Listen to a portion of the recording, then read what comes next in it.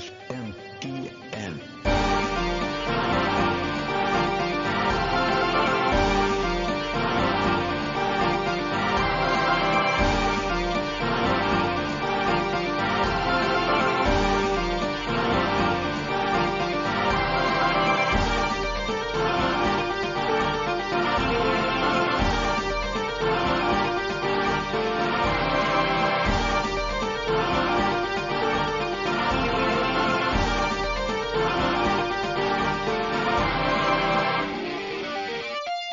What's up, guys? And this is Shin Megami Tensei Network, episode 177. I have my host here, Spencer. What's up, Spencer? Hello, fellow host Kuro. I am now being your replacement for the Cafe LeBlanc podcast. This is episode 5. If 177 was a little too intimidating for everybody, you can also think of this as the 5th episode in your podcast. So we're doing a friendly little crossover. I was just thinking for this, because you kind of have as someone with a very wordy podcast name, I always refer to it as just like SMTN. What do you like? Do you have like a shortened, abbreviated version for your Cafe LeBlanc podcast? You know what? When I was doing the logo, I was doing just that. So my logo is LBP, but I never refer to it as LBP. Like, even when I'm talking to people about it, I'm like, it's Cafe LeBlanc podcast. But like, my actual logo is just LBP. So I never used it, but it's there. I mean, I'm just saying you'd get a lot of Little Big Planet listeners, so the SEO would be ripe for you there. You'd be just soaking in all the lonely Little Big Planet fans like myself. Oh man, you know what's really funny? I never been able to get into that series, and that series came out like when I was supposed to get into it, you know, when the age range and everything, and I was just never able to. To me, it was just like Mario ripoff, and it's really not. It's really not at all. But that was like my first impression on that. Well, Kuro, if someone is listening to this for the first time, their first impression of you, if they don't know what your podcast is that we now know that you hate Little Big Planet. So for anyone out there listening, who are you, and what are you doing on this podcast?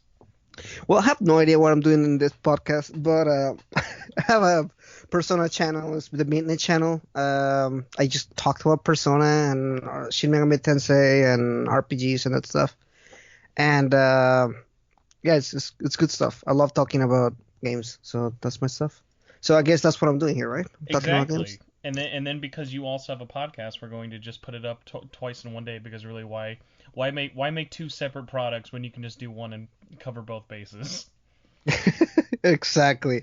Yeah. So this was really, really, really funny how this even came about, because I wanted to talk about The Last of Us, and you want to talk about the other games, and I was like, yeah, this is literally the perfect time to talk about all the games that have been out so far. Yeah, and it's really unfortunate because I have zero friends, at least that I'm aware of, that have played and beaten both Last of Us Part 2 and Persona 5 Royal, which are like kind of like tied right now in terms of like average review rankings online for game of the year. And it's just like, it's so funny to me, like, comparing the two of those, just because I feel like it's so different. But at the same time, like, because of that, I kind of really want to like talk about like game of the year check-in so far. Also, I cannot believe it's almost July. Like, we're literally recording this on June 30. Like, we're finally over the halfway point, and it's just like it's kind of weird, because like we were talking about before the show starts, I feel like everything I was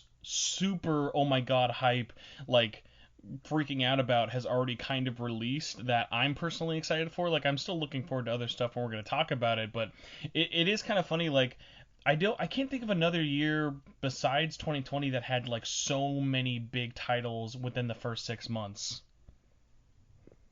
Yeah, it was really interesting, because I think it was whatever we had planned, they had already planned. They like either moved it or just we haven't heard about it anymore. Mm-hmm. But the first 6 months were really packed with games. I want to say, like, there was a lot of good games that came out of the first part, and even games like Persona or Resident Evil, which I don't know if you played or not. Oh yeah. But they came out right at the beginning of the pandemic. They came out at the perfect time. Like, I can't imagine a better time for a game to come out, like right before that, so that people can actually game and not have to work or whatever. Even though I had to work myself, but It just came out at the perfect time, and then and then it's just been kind of radio silent ever since. Yeah, so I guess really in terms of it, I'm gonna go down. I have like the pulled up list of everything kind of released from 2020, and bring up anything that kind of seems either like a notable release or whether you have any of opinion on it. Are you much into Monster Hunter at all, perchance? Because I have not touched any bit of World, but I know that's like one that like tons and tons of people played. Because Iceborne finally came out on PC this year. Oh yeah, it did. I actually played Iceborne last year on the PS4, and I quit. No, it's not a bad expansion at all. It's good. It's really good. The problem with Monster Hunter is the same problem that I have with like 99% of the RPGs. I don't have enough time to keep playing MMOs, maintain the channel, play other games, like so it's so time consuming.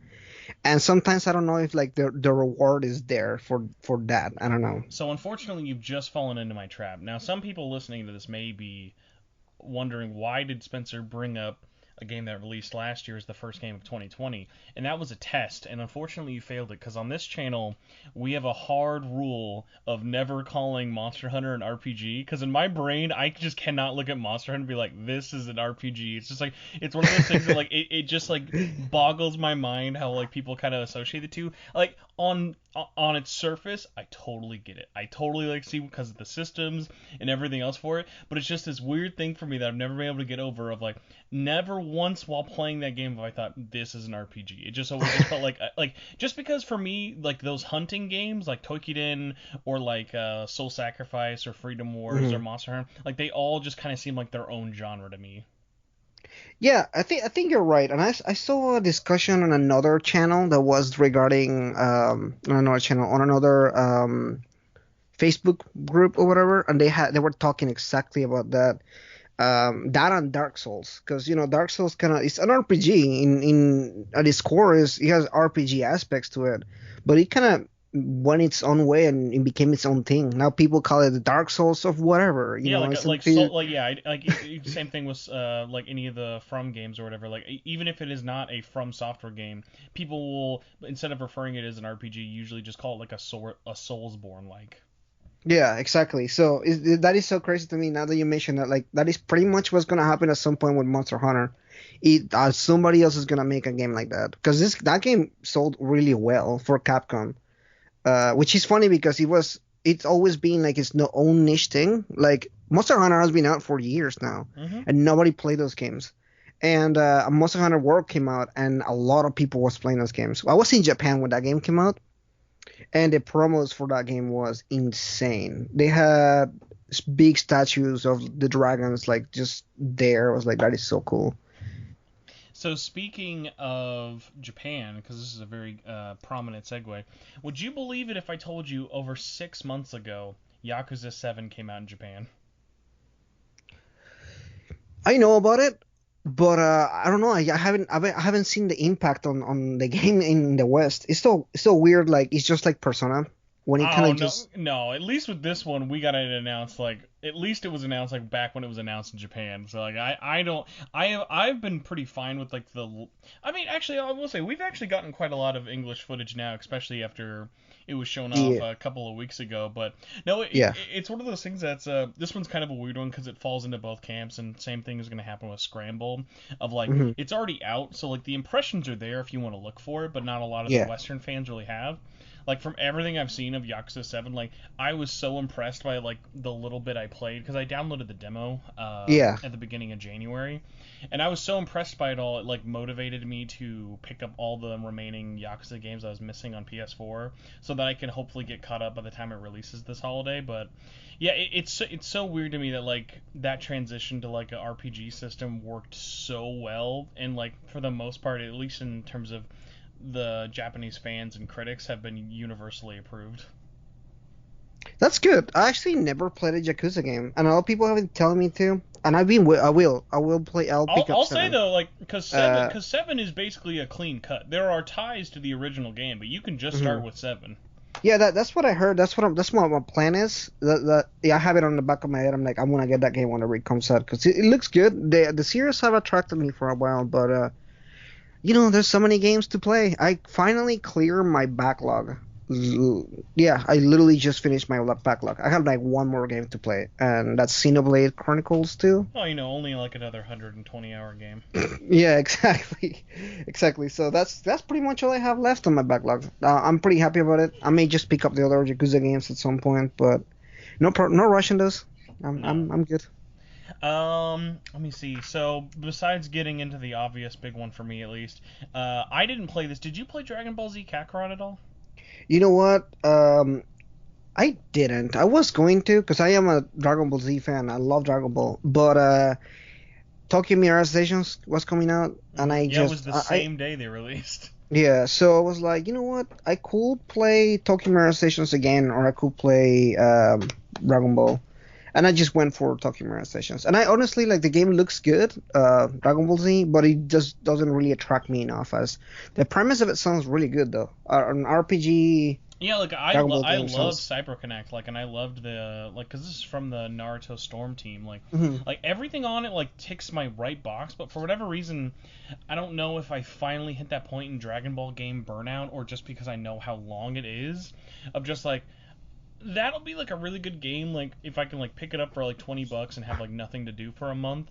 But just because it's like if I had to like really pick in terms of like yeah like what I was playing, like I have experienced the story of Dragon Ball in so many different games and mediums, it's just like I'd rather just play Tokyo Mirage Sessions. You're not. That's the thing for me. It's like it's almost like a burnout, but I can always see it again. I would love to, like play it and everything. But again, like you said, I need a month and I'm completely free to play it.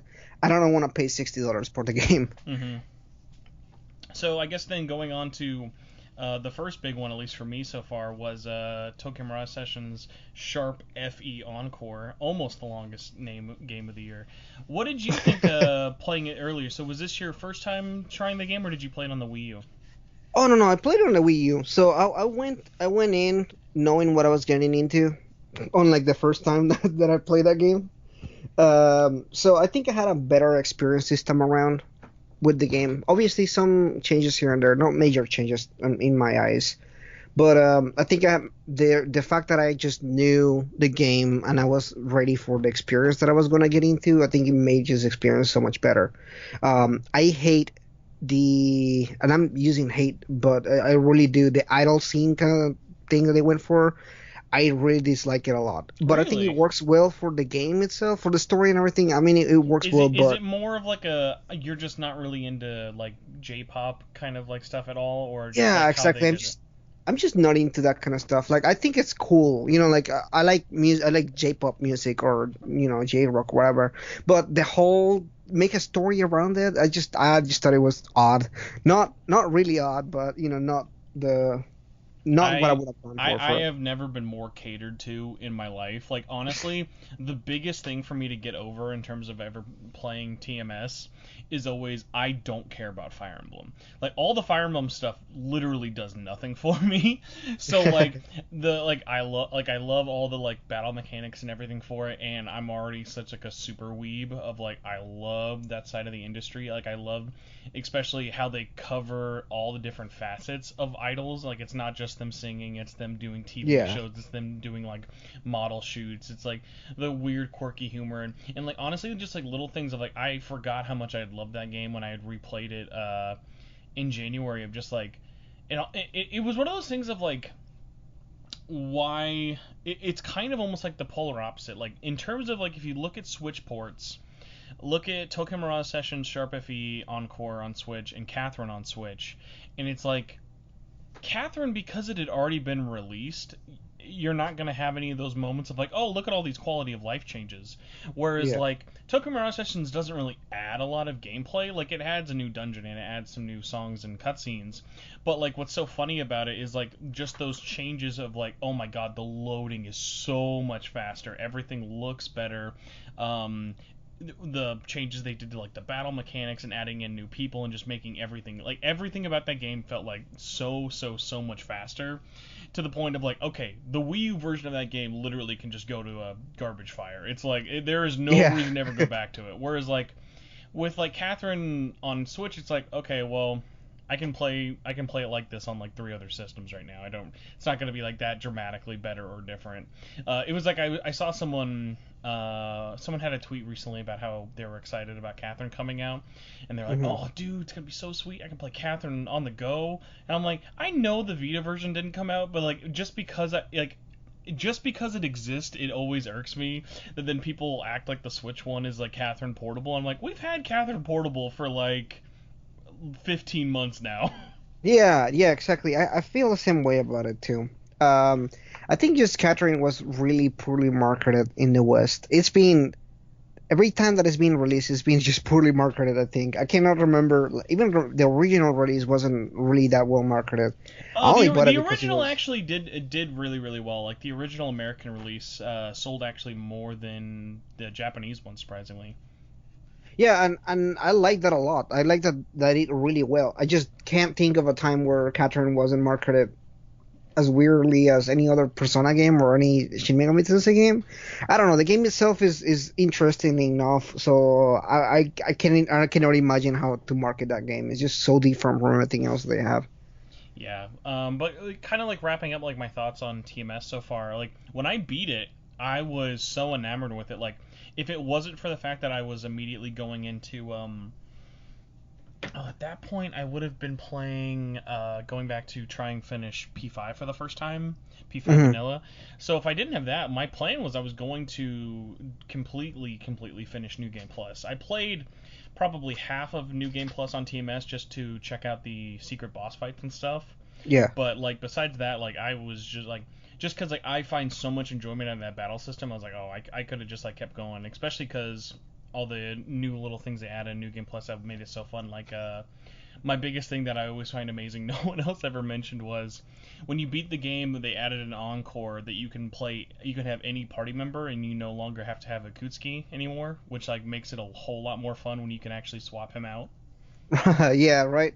I think it's really interesting. The battle system in that game is one of the best ones that Atlas has done for their RPGs, and it's so odd that people just don't want to look at it like that. I don't know. The game just got so poorly shown the first time, I think. But I really like the battle system for this game. The whole what is that called? The chain thing they do. I Oh, lost just yeah, like now. with like the battle, like with the attack chains of calling in everybody. Yeah, yeah, I love that stuff because it's so you can break the hell out of it if you like if you know the combos and everything. It's just so fun.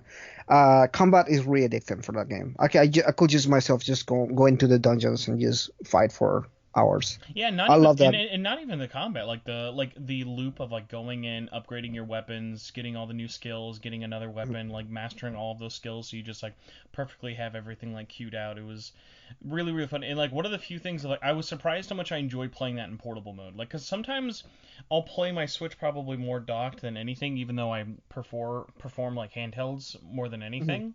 But yeah, that was one of those things. If I was kind of surprised how fun it was going through dungeons and experience things like even in handheld mode. Yeah, I don't think I played the game at all in handheld mode.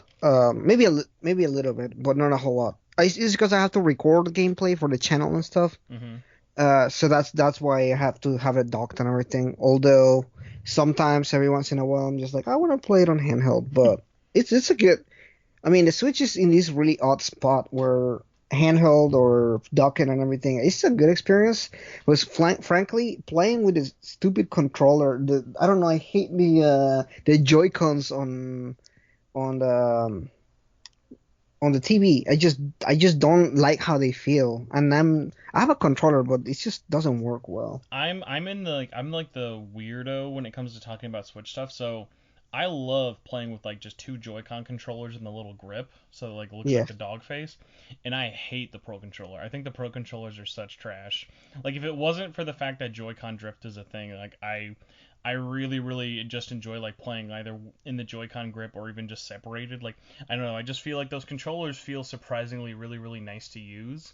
But yeah, like there is no, at least that I've ever come across, there's no perfect just Switch controller. Like the fact that I have probably used a GameCube controller as much as I have Joy Cons is probably not a good thing.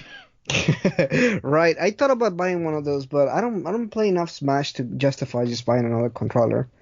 Maybe at some point I will.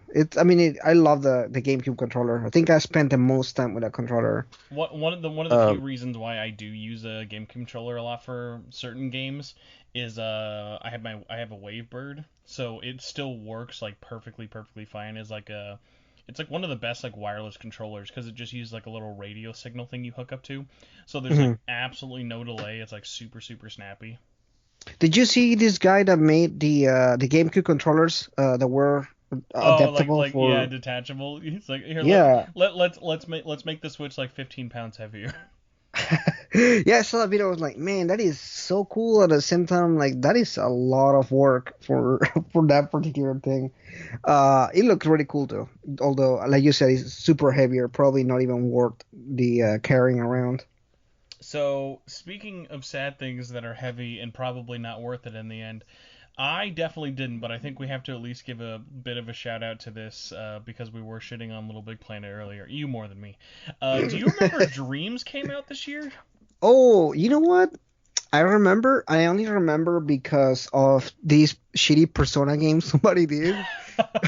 Yeah, I think like I saw there was really one really good one, good in quotes at least, of Persona 5 remade in Dreams, and it's just like one really terrible battle.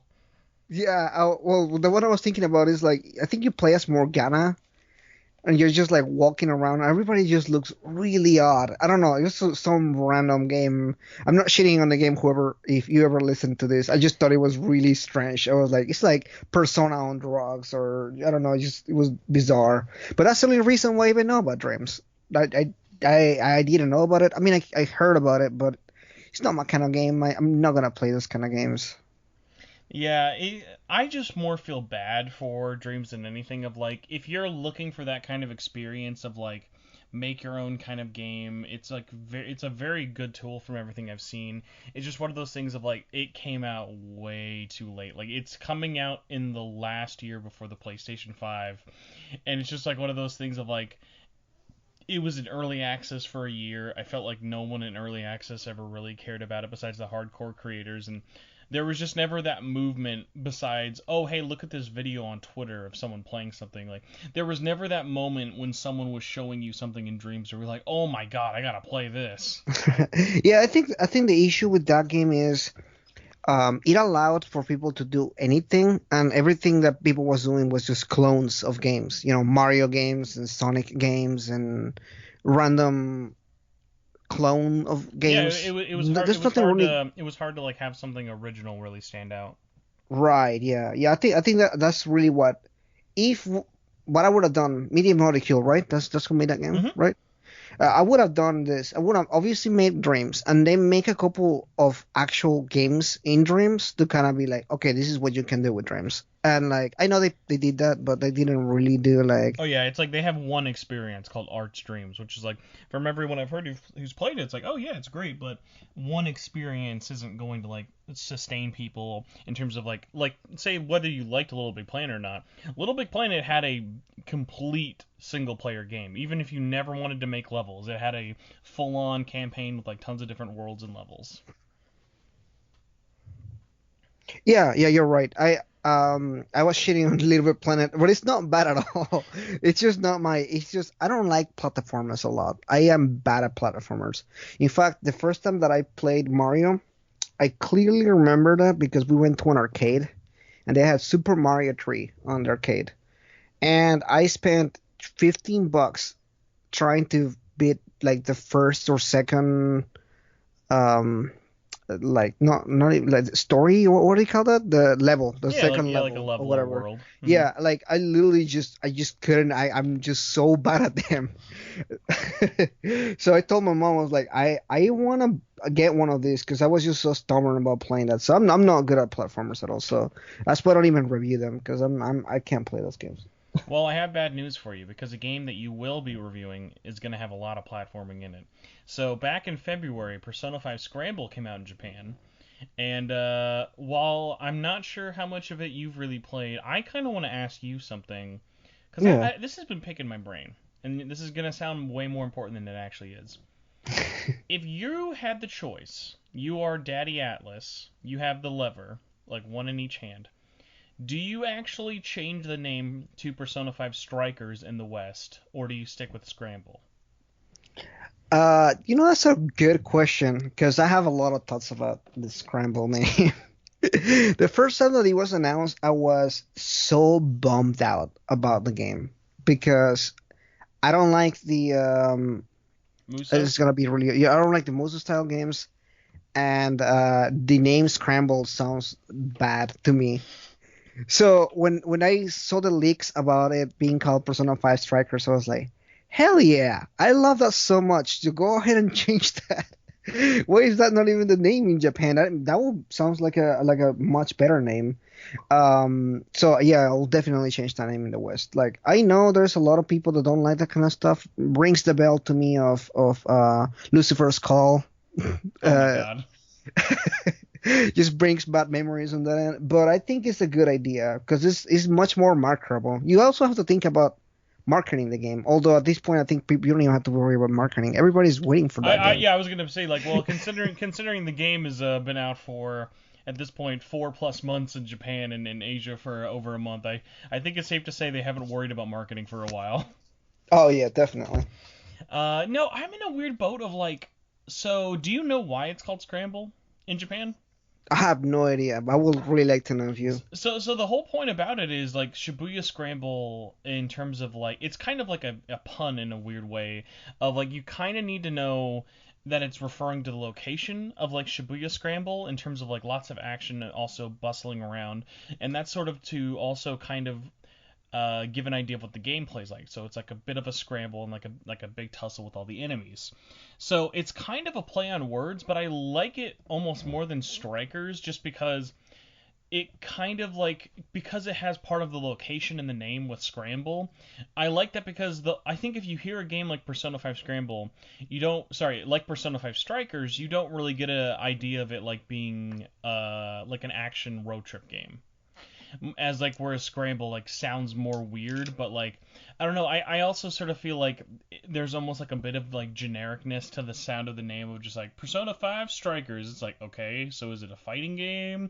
Is it an actual RPG? Is it a bowling game? Like what is the Strikers? Yeah, you're right. I see that. I see what you mean. I just like the striking part better. I just think it sounds badass. That's all. It's just a personal preference kind of thing. I've been saying for years. Yeah. As soon as I get someone on the record, my first question to Atlas is I need to find out who the guy who works there, or girl, who hates the word the. They gotta stop getting rid of the word the. The golden and the royal are fine. That sounds normal. I don't know I don't Yeah. know who hates the word the over there. Yeah, yeah. You know what? I want to know that too because it really bothered me when when they took out the royal, because honestly, it just sounds important.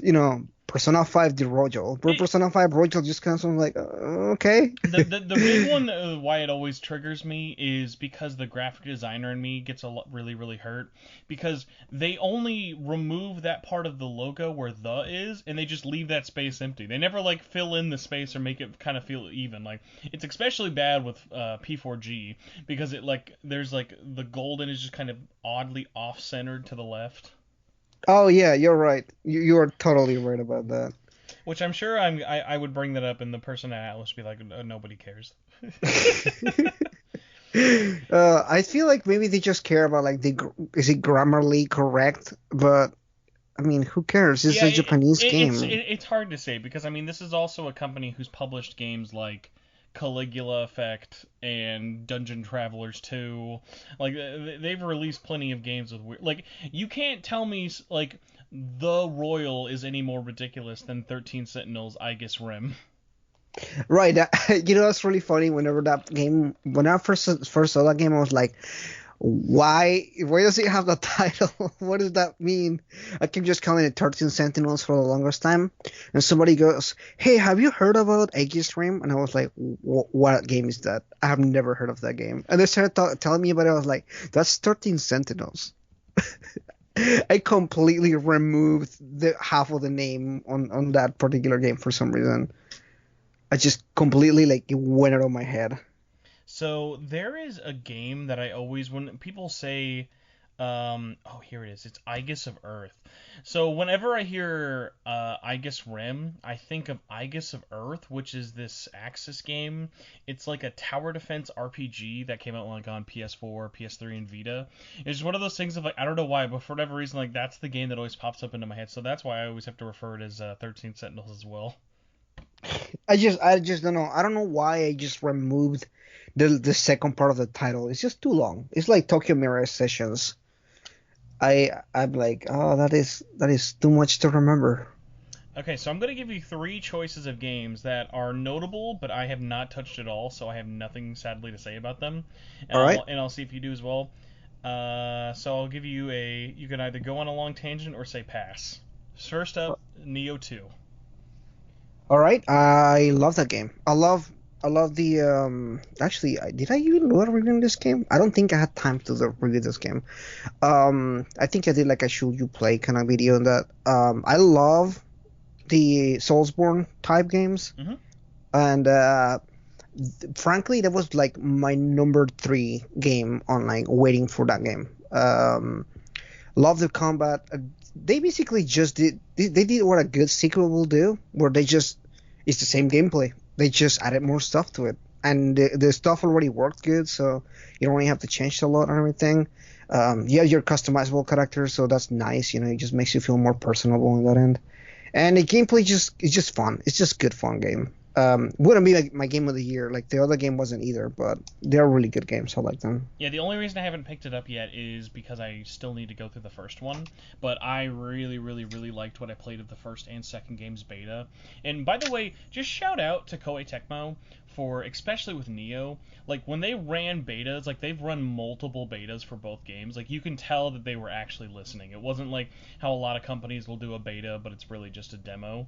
Like, Yeah. because like especially if you played that very first beta, or God, I think it was even an alpha for Neo 1, that game was super different compared to what you got at launch. It was very slow. Like they've always been really, really receptive, which is what I think helped make 2 so special, because like you said, it's not reinventing the wheel, but it's just everything you liked from the first game just like honed and even better.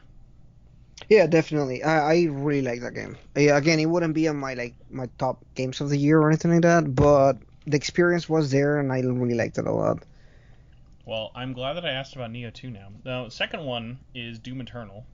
Doom Eternal. I am not into shooters. I play shooters, but I'm just not. It's not in my game, so I'm gonna pass on that one. And Animal Crossing New Horizons. That game is really time consuming, so I actually passed on that one too. Although a lot of my friends play that game. I feel like I almost played that game just by watching them play it. I'm kind of in the same boat of like I love Animal Crossing, but I've not like even with all the months of people just like gushing about the game, I've not had that moment of like, oh man, I'm really missing out.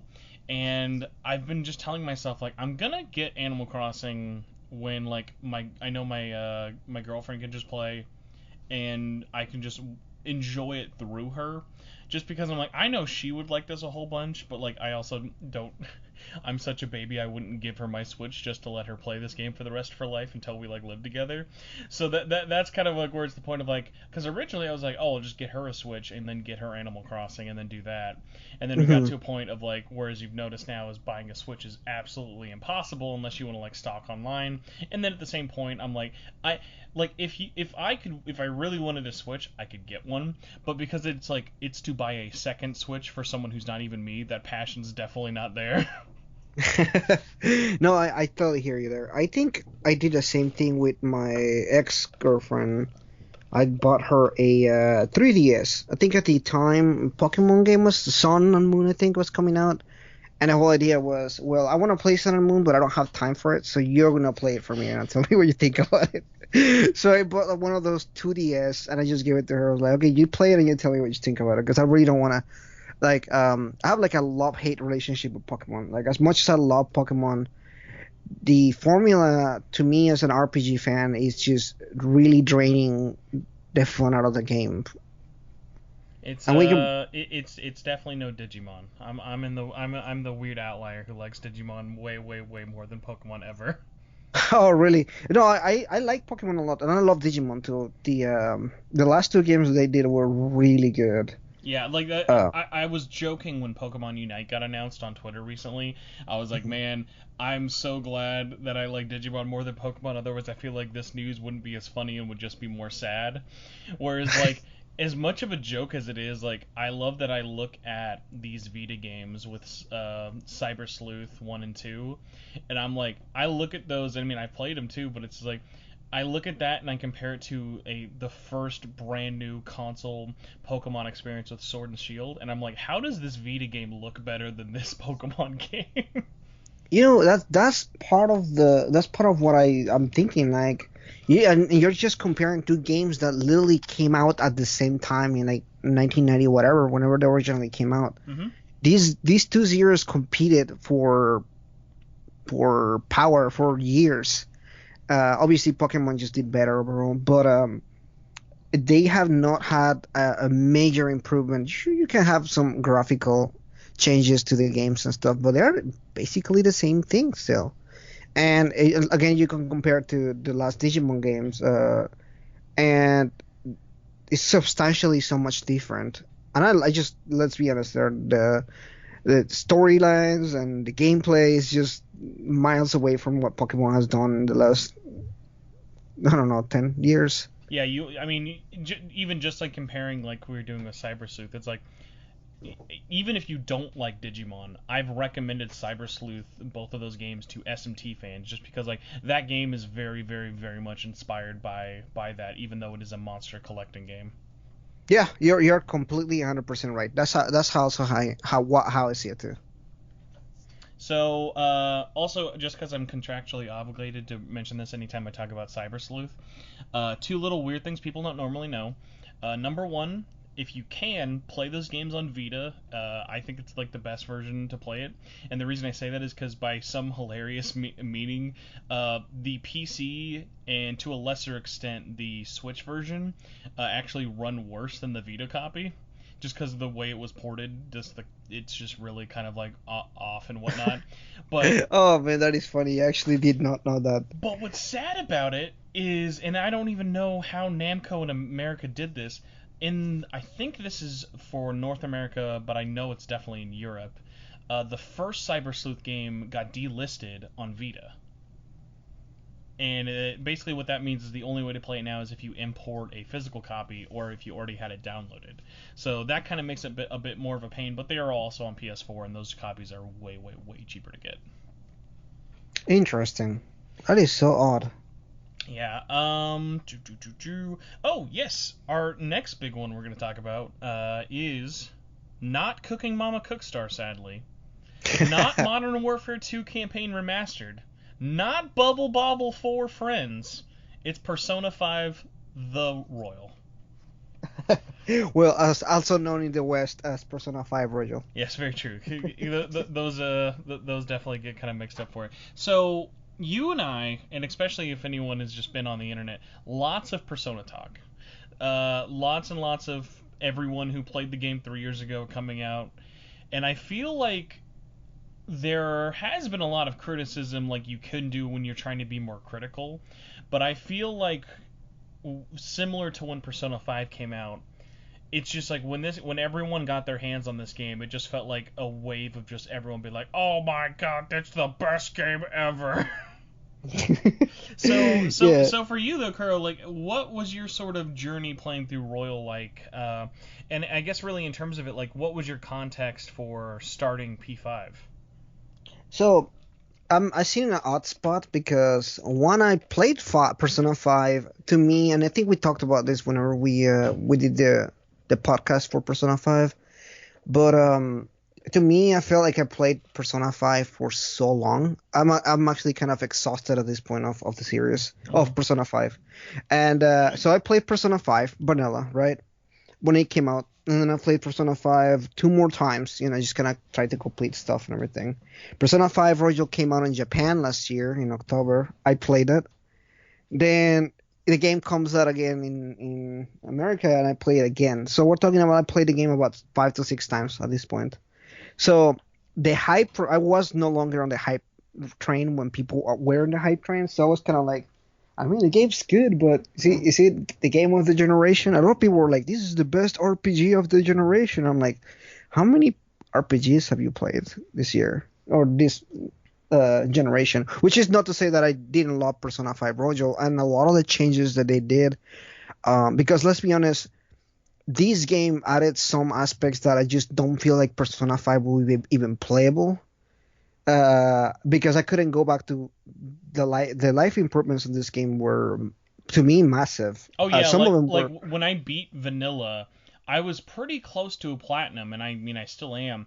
But I mean, like in my head, I was like, okay, after I do Royal, I'll probably wait a couple of weeks and then platinum P5. And then after the more I've just played P5R, it's just been like, oh god, going back to Vanilla P5 is gonna be really hard. Yeah, it's just the changes, and I feel like that's why when people ask me if like Persona 5 Royal is worth it, I'm like, just the changes a lot in the way that you do the actual gameplay, and when it comes to either the battle system or the actual like everyday to day situation, like it's just so different. So many of the changes just make it much better experience. That's why I actually hadn't gone back to like you said, I was trophy hunting too. I was literally trying to get that trophy, and I was like, you know what, I don't think I want to at this point. I'm good. I got the other trophy for the other one, so it makes me half okay about it. But I definitely, looking the more I see it on having played Persona 5 for the longer months, the more I feel like I am still a little bit salty that they didn't change anything from vanilla when it comes to story details. Mm-hmm. And I'm not even going to get into spoilers on this one, but I felt like what I wanted for Persona 5 Royal was an improving on the story, not an add-on to the story. I don't know if that even makes sense. No, yeah, for sure, because Um, like that's why like that's why like one of the biggest things is like, man, I can talk all day about how much I love the new story, but at the same point the new story is so good that it makes all of the original story of like it makes it incredibly frustrating because of all these little things they did that they could have added and changed to make it just as good as the new story, but they looked at the cost and they said, okay, well, let's just take an easy example. Okay, well, Kasumi, we can add her in the game and sprinkle her throughout the story like Maruki and Jose. But if we make her a party member, now we have to redo all the animated cutscenes. Now we have to redo and add more voice acting. We have to add for extra instances. Like, these little touches that would have been super appreciated would have also been expensive, and they probably didn't really have that big of a budget in the grand scheme of things. yeah, that I see it like that too, and I totally get it. They have to. I don't know, people forget this, but Atlas is still fairly small company, and Mm-hmm. sure they have the backup from Sega, and I'm not exactly sure how much Sega is willing to invest into Atlas because it's not, Sega. But I think Sometimes I wonder if Sega can even invest into Sega. exactly, exactly my thing, right? So I personally, I see, like, I totally understand, but at the same time, I'm kind of like, if you had just put a little bit more into kind of like, you can still even cut out some parts. There were some parts of the original game that kind of leave kind of like plot holes, and instead of just kind of like removing stuff, which would have been fine if they just removed some stuff and just kind of maybe rearrange the order or whatever. So I'm in the camp where I love the new stuff so much that I kind of like almost forget about the bad stuff, but it's still there. Yeah, and that's honestly one of the biggest reasons why, like when I was doing my review, like there's a reason I titled it like royally flawed. It's like it's so great, but as soon as you start like shifting on like and digging a bit into the game in terms of actually like comparing it to the original and things that it does and especially doesn't do, like those blemishes just become a whole lot more apparent and stuff. So what really sucks for me, especially as someone who's like covers this and is part of the community, is seeing all of the 10 out of 10 reviews it was getting and all the praise. And what really sucks is because I don't think that the praise isn't earned. I feel like so many reviewers online and a lot of people who are playing the game, they weren't going into this game as like they weren't just talking about Persona 5 Royal as a whole product. They were acting like this is like everything Persona 5 and then some. Like it was only an additive experience. It was like, well, Persona 5's already a 9, so everything they added just makes it better, so it must be a 10. It wasn't like, okay, they're like obviously, yes, Persona 5 Royal in almost every conceivable way is better than vanilla, but I don't think it's fair to like take this game that released 3 years after its original release and just act like, okay, it's just going to get more points on top of what it got 3 years ago. Yeah, I actually, it's really funny that you mentioned that because we talked about this on my channel when we did the podcast. I tried to go in and as a whole, like what is Persona 5 Royal as a whole product, and how does that compare to Persona 4 Golden or Persona 3 Fest or whatever, instead of going into, well, looking at apples and a bigger apple, is it the same product or not? No. I actually, it went down for me. Persona 5 Vanilla was a 10 out of 10, and this game, I think it was a 9 out of 10. It went down a point because I really, really thought that they were going to fix things, but in a sense, they just added stuff onto it, which is good. I mean, I like the stuff, but I really expected a different direction. But the new stuff is great. I'll say that the new stuff is the 10 out of 10. In the same vein of everything, I have to ask, if you re-reviewed Persona 5 in 2020, do you think you would still give it a 10?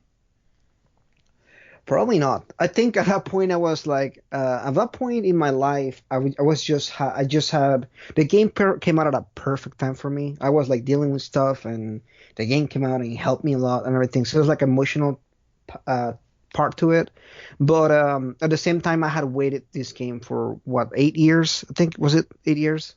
Let's see. So are we talking about from P4 to P5? Yeah, We're talking about, so they'd be from 2008 to 2016, so 6 years.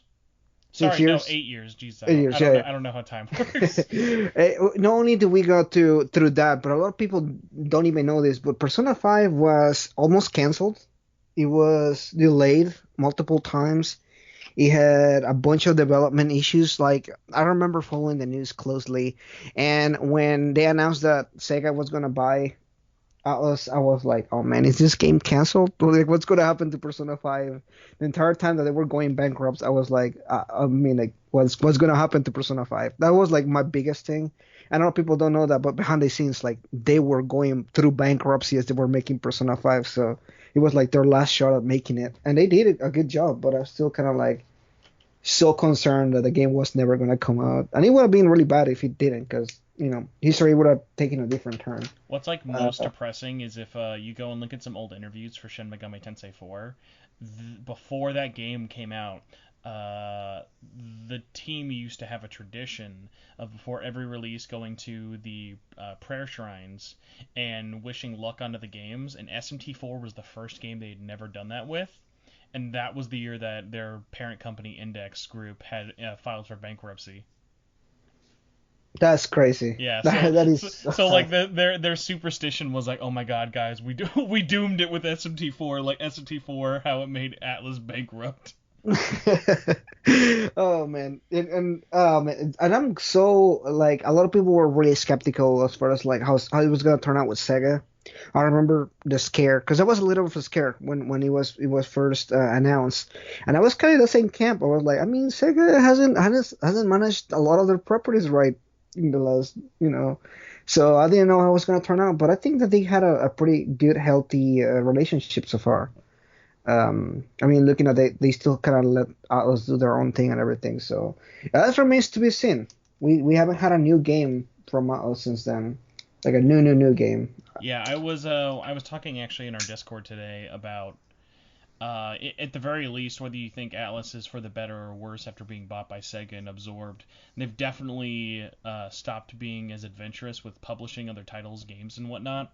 And like we were talking about in the Discord of like whether, I don't know how you feel about the games or whatnot, but for me personally, when Sega bought and merged with Atlas USA, that side of them kind of died, and thankfully lives on now through NAS America, who now publishes all these different games. Like, they're the ones who gave us Caligula on PS4 and Switch. They're the ones who are now continuing, like, supporting the Trails games, the Ease games, all these different little, like, weird things. Like, obviously they did Danganronpa, but just like they're not just kind of like one and done. Like, whereas, like, there are other companies to different varying degrees, like with Axis and Xseed, but like I feel like NAS just does so many different crazy kind of games and whatnot. Like even just stuff like Penny Punching Princess or The Lost Child, and like they have just such a weird and crazy like diversity of games they publish, which is what I used to really love about Atlas. It's like, guys, the people who made Persona are also publishing stuff like 3D Dot Game Heroes or Demon Souls or like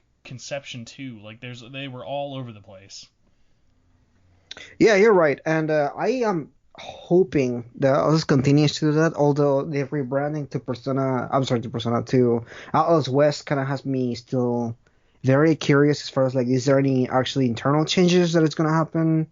Um, so I'm curious how that's gonna turn into anything at all. I don't know. I'm curious about it. I don't know. Maybe you may know more than I do on that end. Sadly, yeah, I don't think the publishing side of things are going to get any more adventurous than they already are. I mean, especially with how kind of slow and safe they've been with everything. When they go out of their comfort zone, it still feels safe in the end. Like stuff like Sakura Wars. It's like, even to skip ahead for a little bit, like I don't know how you really felt about it, but Sakura Wars just is like the definition of like a wet fart release. Like that game came out, no one was excited for it. That game is now out. If you liked it, great, but guess what? Like that it's just one of those things of like there were so many factors going into Sakura Wars' remake to kind of be against it. And unless you're like a diehard Sakura Wars fan who's just glad to have that series back, like that game and that releasing just did nothing for nobody. Yeah, you're right. Speaking of that, it reminds me a lot of Catherine's, which we were talking about earlier, because it's a very similar scenario. Kind of like, I mean, it's cool that it's there, and I'm sure that game has not been re-released for over times, but yeah, I mean, it's cool. I've never been a Sakura Wars fan, other than watching the anime maybe like 15 years ago. Yeah, Um, they don't really make it very easy considering we've only ever gotten now two in the West. yeah. But yeah, so I guess trying to like wrap up at least. I mean, we're gonna get into P5 talk a little bit more, but in terms of Royal, it was just such that hard note of like, for me, it's hard not to just sound like I'm being like a cynical ass when talking about it, because like I think Sega Bits made a post, because now depending on where you're looking, I think if you're looking at Metacritic, it shows P5R is now higher than The Last of Us, so it is now back up at the highest reviewed game of the year. And I just can't not like, it just like rubs me the wrong way every time I see it, and I love that game, but it's just like so weird to me that like this will not be the game that defines 2020. Like I don't care what anyone says, like there's no way in hell that P5R come the end of 2020 is going to actually be like a major consensus game of the year. Are you listening to this and are you screaming at me that you love P5R? That's fine. It can be anyone's game of the year. I don't care. But like I think as like us as an industry and even as a community, like I find so few people who are like, no, dude, this is the game. Like it just seems so odd to me. Yeah, no, I actually I totally agree with you, because I mean, I have a Persona channel and I'm a huge Persona fan, and I am not thinking of Persona 5 as my game of the year. Even when I had already played Persona 5's Royal, I was like, yeah, this is a good experience, and I like it a lot. It's a good game, but I don't know if it even deserves the score that it has right now on Metacritic. And I'm not saying that it's a bad game, because I obviously love the game. I play it a lot, but I don't know. I feel conflicted about it too, just like you do. I also do. I think it's in an odd spot. That's why I'm going to, when P5S finally comes out this year, I'm going to just bully everyone into playing it and coming to terms that it being the better game. Oh, I kind of want to talk to you about that, but we may have to do a spoiler talk about that game at some point, because Okay. I have some thoughts on the story on that one. Thoughts for Scramble? Yeah, yeah. Yeah. Let's see. So, going up into the next big one is one we were talking about earlier, Resident Evil 3, which I feel like doesn't get talked about enough, but I know it was kind of like, it was a little more, I would say not a little more, it was a lot more divisive than 2 Remake. Like when 2 Remake came out, everyone was just like, oh my god, this is the best game ever. But like, I don't know if it was just like peak. I'm stuck at home. It's quarantine time, but I loved my time with Resident Evil 3 Remake. Like, it was just so fun to blow through that campaign. Like, I loved Jill. I loved Nemesis. I freaking loved Carlos. Like, the guy who did the voice acting for Carlos Yeah. was awesome. Yeah, I totally agree with you. I think that Resident Evil 3, to me, like it almost sits like almost at the highest of the list right now. One, I love Resident Evil. Resident Evil 3 is my least favorite Resident Evil game, but this one kind of just everything about it is just better than the original one. I don't know if you ever played the original one. Yeah, but I've played all of them. Yeah, like I agree. Like it felt to me like I know that there's stuff missing from that original release, but that experience as a whole, I felt like they trimmed the fat. I felt like everything in there had a really good pacing. Like just sitting, like I beat that game within like 2 sittings for my first playthrough, and I immediately. Oh, really? And I just immediately wanted to get back. Well, don't make that sound like it's crazy short, but like I at that point in my life, I was literally being paid to not leave my house by my work, so it was like, okay, well I got nothing else to do, so let's just marathon Resident Evil. No, I get it. I was streaming that, so I had to take a couple of sittings to play that. My idea originally was do the same thing I did for Resident Evil 2, which is I'm just gonna stay up all night and play it in one playthrough, which is what I did for RE2.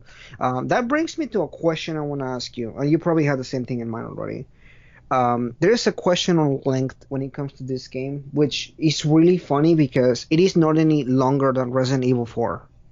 Or shorter, really. Well, Resident Evil 4, it's definitely longer than... Sorry, Resident Evil 4 is definitely longer than 3.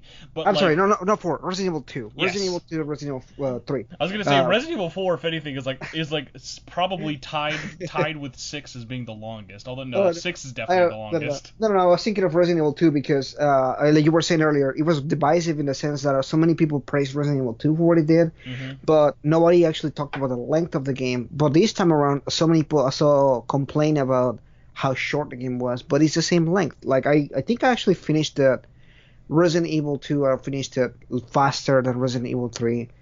I think I did 6 hours on 3 and 5 on 2. Yeah, there was a lot of little factors that went into that as well. And like before I really even get into that, like one of the big things people forget about Resident Evil games is like if you go to howlongtobeat.com, you're going to see that most of these games you can beat within 5 to 10 hours. But like no one, like the whole point of Resident Evil isn't to like speed run through it in a marathon session. It's like, no, like your first playthrough is going to be your longest because you're just kind of experiencing everything. But then they're like all of the games for the most part, like especially the mainline games, they have incentives, like they have reasons for you to keep going back, checking out new difficulties. Like that's what I love about especially what they started doing with 7, especially since they added it in 2 and 3 remake, of like how Madhouse difficulty makes it feel like you're playing a totally different game because they change up all these different little elements. Like they're meant to be replayed. Like that's why they're not crazy long, because they're just like such high quality through everything in there. Whereas like let's just go back to what I was saying before with like you can have examples like Resident Evil 4 is a really, really long campaign for that series, and even that one still has scenes that are like, okay, it kind of drags a little bit. Like Resident Evil 4 is great, but it is definitely pretty long. Whereas then you go to like Resident Evil 6 where it has 4 full-on campaigns, and it's like, I love 6, but my god, like no one sits down and marathons all 4 campaigns in 6. Oh yeah, actually Resident Evil 6 is my least favorite Resident Evil game.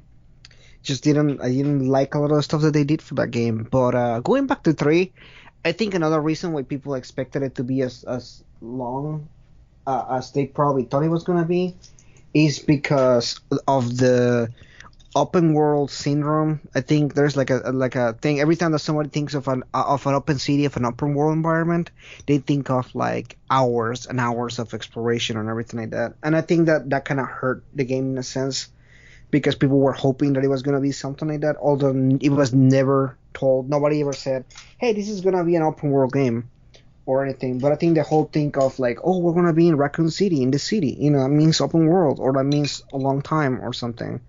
And I felt like I saw people complain about that kind of stuff, and I was like, yeah, this is an open world game. It's never been open world.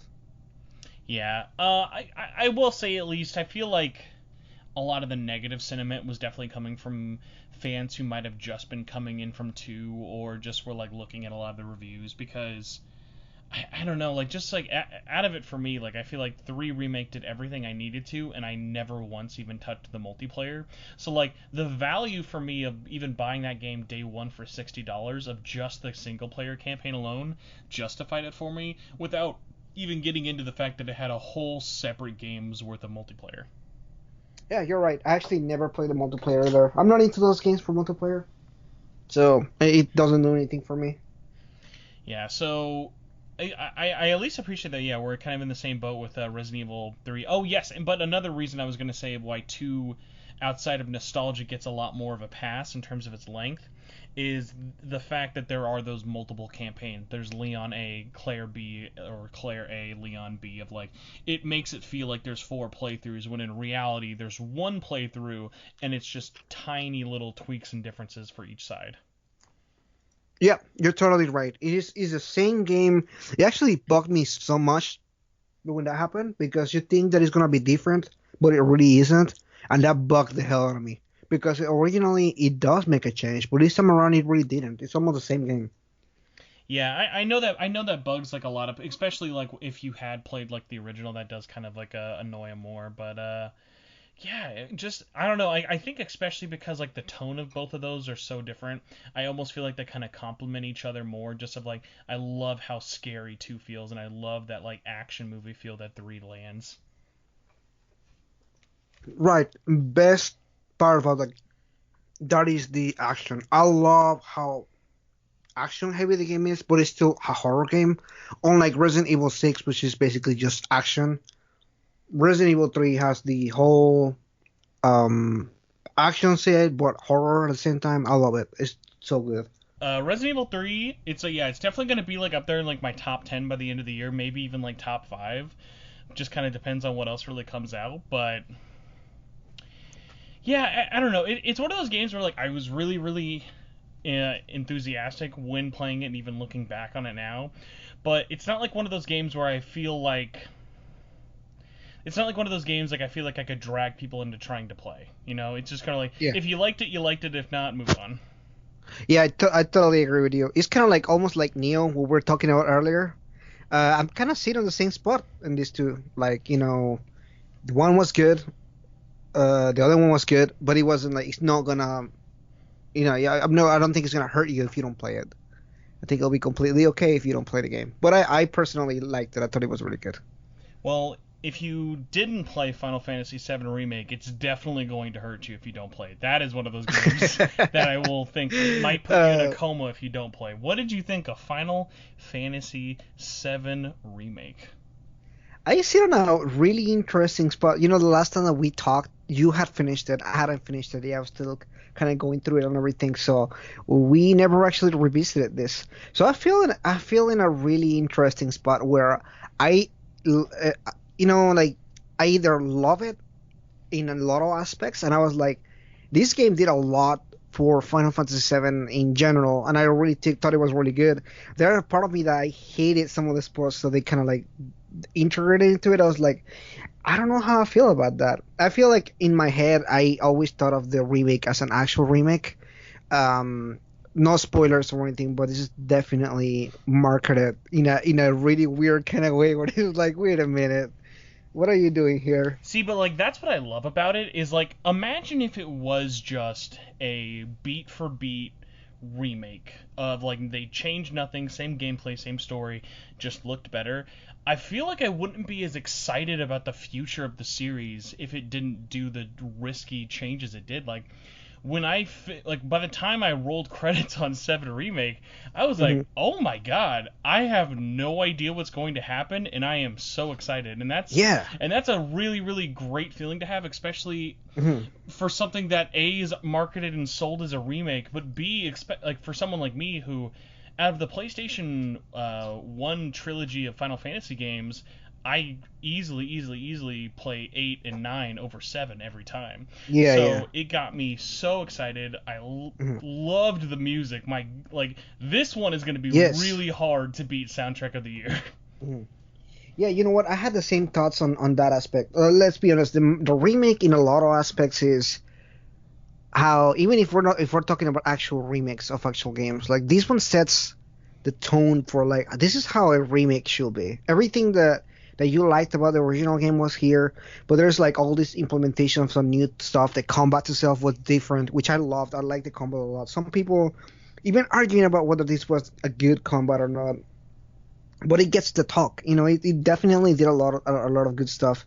Um, I think my biggest gripe with the game itself was just particular plot devices. I have an issue with Nomura, who has the tendencies to make certain games specific kind of way. Thinking of Kingdom Hearts, I just don't like his way of storytelling. And the last four games that he's made, I just haven't been content with. Whether it's Final Fantasy 15 or this one, 13, So Kingdom Hearts. was this an outlier for you in terms of like was this like the first Nomura game in years that you played where you're like, wow, I actually liked this more than I didn't like it? Yeah, definitely. Yeah, because all Kingdom Hearts almost has like this really bad story aspect to it, what is just like Kingdom Hearts 3 I'm referring to, has like this like really bad like pacing to the game. This game didn't have pacing issues at all. I thought that it just kept you going and everything, and I liked a lot of the implementations, a lot of the new stuff, like the new character, well, not new characters, but the old characters that they kind of like they gave them stuff to do, just gave them stuff to say. When a certain point where spoilers happen, and I was like, oh my god, like I actually care so much for these characters. I don't want anything to happen to them. And there's such little characters that like they actually don't play in any kind of way into the story in the original game.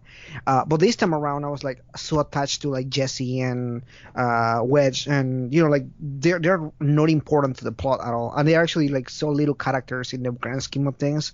But they give them such a big highlight on like the first 10 hours of the game. The whole thing about going to Jesse's house and like eating pizza or whatever. I mean, That was like, as soon as I saw all 900 of Wedge's cats, I was like, I love this game. I can't not love this game with all these cats. and that's it. Like the character development in this game is superb. Like the character itself, just 10 out of 10. I really like that stuff. The way that they introduce characters and just manage them and everything, it was really good. I really like that aspect of the game. Probably not my game of the year, but I liked it so far. I think it's definitely, like you said, it leaves you hanging and leaves you want to see how the series is going to turn out, because now it's I don't know if it's spoilers to say this, but it's kind of a sequel, Yes. and it Yeah. makes you really excited for that, because I had never played a game like this before. A game that kind of subverts the expectations on that sense. And Square Enix definitely took a risk on doing this. They it could have easily flopped, and I think a lot of people still didn't like it, but the majority still was pretty content with what they got, and that's good.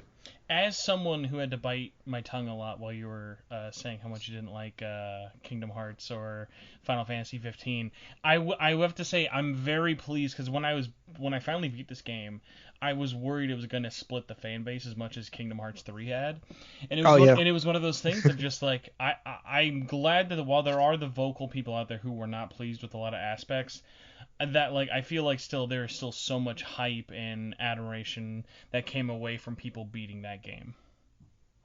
Yeah. I think that this was a good game, a really good release. I think they had a good time for it, They were and like right on the edge of almost having to delay that again, which would have really probably hurt them.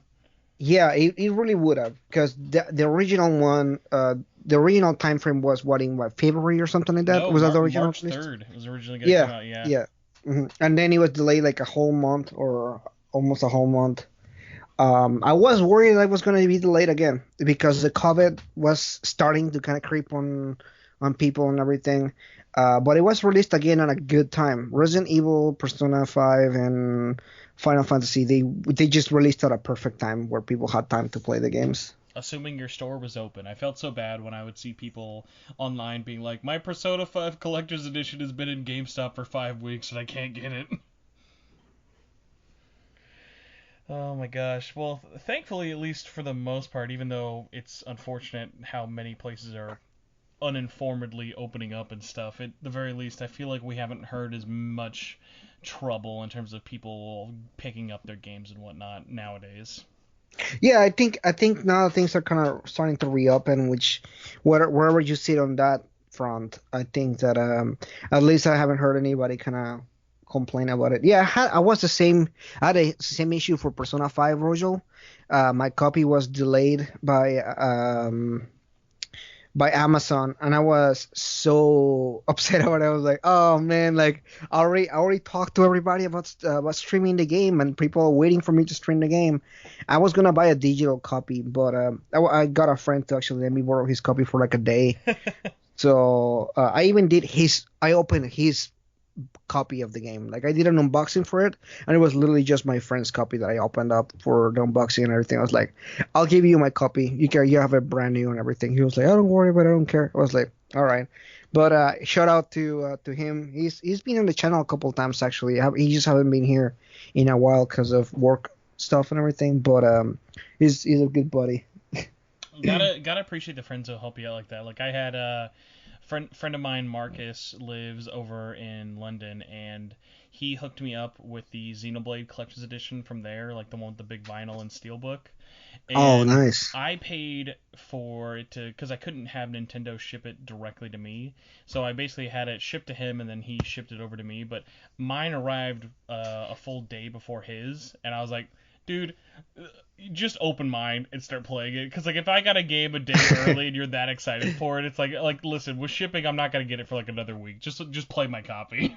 Right, yeah, it's not gonna really hurt you any at that point. Mm-hmm. You're right. I regret not pre-ordering Xenoblade Chronicles, and I guess I don't know if you wanna. Is that the next game on the? See, now that was such a perfect segue. Unfortunately, I have to give at least a bit of a shout out because I don't think you're gonna have that much to say about this. But I'm currently still playing through this, and I am really, really enjoying it.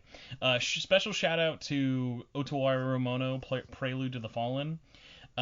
This is the first in a trilogy of visual novels. The second and third came out a couple of years back from Atlas, but this is a remake of a 2002 PC doujinshi game. So outside of the fact that it's got a whole lot less sex in it, it's a visual novel mixed with a strategy RPG, and I really, really, really like it. It's very slow. You can definitely tell it's like the start of a story, but it's really, really, really quality. I'm sad that it's digital only on Vita, but the fact that it came out at all and that NIS America actually put out the time to make this release happen, because what really sucked is like the reason we got 2 and 3 and never 1 is because the game's OG PC release got ported to PSP and PS2 in Japan, but never came out in the West, and 2 and 3 were finally basically ported to current systems.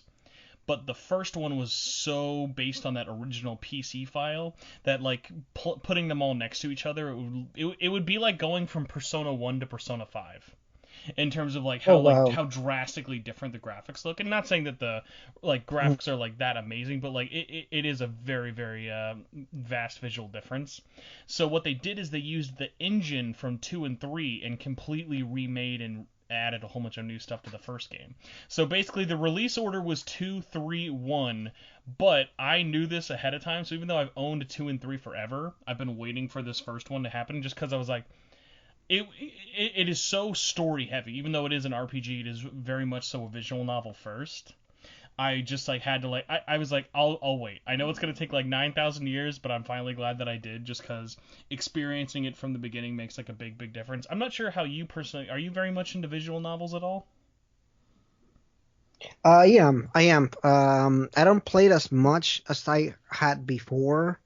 Because again, we're talking about like the time consuming and everything, and these games are just so fun. I think my favorite series on these is the Steins. Oh yeah, those are awesome. Yeah, those are really good. And I just got from watching anime and stuff. I'm like, yeah, I wanna get into that, which is kind of where I like Persona 2 because he has that aspect to it. Which, like it or not, is part of the series at this point. So I like that aspect of the series. I really, really want to check out, because I've only experienced the original Steins Gate. I've never watched the anime. I really Oh, want to check out Steins Gate Elite just to kind of compare, because I've not heard a ton of people talk about that being like the be all end all, but I like the idea of how, like, are you aware of what Steins Gate Elite is? I do not. I'm not aware. So Steins Gate Elite is all of the original game's story, but it's basically acted out like the anime. So it looks like you're watching a visual novel version with like stills of the anime. So like the lips and stuff still move. There's less Oh, animation, but I see. yeah. So they went and they took the studio who did all the animation for the Steins Gate anime, and they Mhm. had them do all of the missing scenes that weren't in the anime from the game, and they just made that all interactive. That is pretty cool. I didn't know about that. I'm gonna have to check it out. And it's on Switch. Yeah, it's on Switch, PS4, PC, and only in Japanese on Vita. Oh wow. Why? Did Sony just absolutely completely crush the Vita? Sadly, that's actually up to Spike Chunsoft, the publisher. Yeah. They just never wanted to bring it over, which kind of is a bummer. But yeah, I mean, there are multiple ways to check it out. But the only big differences, and I think what keeps the fandom from talking about Elite is like the be all end all, is if you've seen how the anime looks compared to the original art style, they're very, very Mhm. different. Oh yeah, definitely. Yeah, yeah. It's one of those things where actually a lot of visual novels do that, where you get something and then man, what was I watching? I was watching something the other day. This is just entirely anime, by the way, not no. But there was this. I was watching this anime called Real Life. I don't know if you've seen of it or heard of Yeah, it. yeah. It's like There was a game announced at New Game Plus Expo, right? right, right, right. So that is based on a visual novel, and I seen the visual novel before. I read it. So when I watched the anime, I was like, does all the character look so different? And like it's just slightly off, like the cheekbone structure or the facial structure is different or whatever. I'm sure the artist is not the same person, but it threw me off for like the first like 5 episodes until I got used to it. But yeah, it happens all the time in anime. I think you just can't have the same artist working on it all the time. I get it. Well, and especially with like certain art styles that are just so much harder to animate. It's like when you look at, say, like take Danganronpa in terms of, it's like that is it owns its art style and its art is so unique. But if you watch something like especially the first season of the anime or just look at like the manga, it Mhm. loses so much of that luster when the production values kind of change. Yeah, I mean, speaking of that, we can just look no further than Persona. Mm-hmm. It it just loses its, and it's so funny because I mean, you will think that was happen, but it just doesn't. The art is the art, and it is so weird to see like another artist do the anime for Persona, for example, and it just something feels just off about it. Yeah, no, you can always kind of tell it like has its own little differentiators. Like even the P4 anime, which is a lot more widely regarded as popular than like P5, like that one almost kind of has a more muted look. Like the colors feel a lot darker. Like it doesn't feel like you're playing the game, even though it has a lot of elements directly pulled from the game. Right, you're right, and that's funny that you talk about the muted because Persona 5, the animation has a muted color scheme the entirety of the time. It's just a little of like darker than the game, and it just feels so off. Especially when you see those red scenes where they're actually using the color red, and you're kind of like, well, what does it look so dark? The anime is like it's a really bright red color on the game, but the anime just kind of like doesn't do that. I don't know. Yeah, I thought it was really weird. it's like such a meme, but it's best compared when you look at the Showtime attacks from like how the game presents it, and then how the anime shows it off of like, wow, like this is what it like looks like when you're looking at a budget running out right here. You're so right. And what stopped them from just grabbing the animation from the other game, from the I game? think for that one it's one of those things of the animation was done by, oh my god, Studio 4C for P5R, so they obviously the anime wasn't done by them. I think it was it A1 or someone? Yeah, it was A1, but A1 has like 20 teams doing on things. That's what people don't realize whenever they talk about anime. Because they always think A1 does really good animation production. Yeah, when you're paying them money to do the animation, they'll put their A team to work on it. When they're paying them crap, they're gonna use their B team or C team, and you can see the result with Persona 5. Yeah, my favorite thing is whenever you'll see like a big animation studio change. Like I feel like the last really big one was probably Attack on Titan, but I remember when One Punch Man they announced that they were changing animations for the second season, and it sucked. You would think that they like rebooted it by Disney Channel. Like it just sucked all of the life out of that second season. Like it still had a lot of the Oh same man. people writing it and the same voice actors, but like just changing that little bit of like with the visual difference by the animation studios, like the reception to the second season was easily worse than the first. Which like it should Oh. have just been bigger than anything. You know what? You're right on that. It's so crazy whenever you see animation groups just kind of changing mid direction or even directors or whatever. There was an anime that I've seen recently, and you can just see this sudden change on tone on and everything. It just changes. Uh, Are you an Avatar or Legend of Korra fan at all? I am. And speaking of that, well, recently just rewatched the season because it was on Netflix recently, right? So I just went through another run of Avatar. So, do you know about the animation change that happened with Legend of Korra season two? I know about it, but I don't know why it happened. I only know that it happened. So, what's really funny is just because we were talking about this, and I love all the little behind the scenes stuff for it. Legend of Korra originally, if people don't remember this, amazing to me. Like Legend of Korra started when I was graduating high school. That makes me feel so freaking old. Um, Legend of Korra was supposed to be a spin-off series, like a one-shot little here's a couple episodes, there you go. But its reception for the first season was so crazy and so popular that Nickelodeon immediately was like, "Okay, start a second season right away. Start writing a whole bunch of episodes. We'll give you a bunch of new seasons." That's why like it's so crazy to like I always forget that Korra has more seasons than actual Avatar. Oh yeah, And you're right. and what happened was the creative process of, if you notice all of season one for Legend of Korra, every episode was either written and or directed by Brian Konietzko or Mike, I'm forgetting his other last name, the two show creators. Yeah, yeah. And they were very hands on with every bit of the process of directing, editing, and like they just like they took their time with season one because they were like, hey, if we only have one chance at this, just like make it count. So Right. because they had to just get the ball rolling with season two, three, and four, like they were making all three seasons at the same time, basically. They got to a point where they were going to have to halfway through season two, they were going to have to change studios from Studio Mir, who has done all of Avatar, all of Korra, and they did Boondocks and a bunch of other shows. Yeah, yeah. Um, awesome Korean studio, and they were halfway through the season going to have to change to Studio 4C.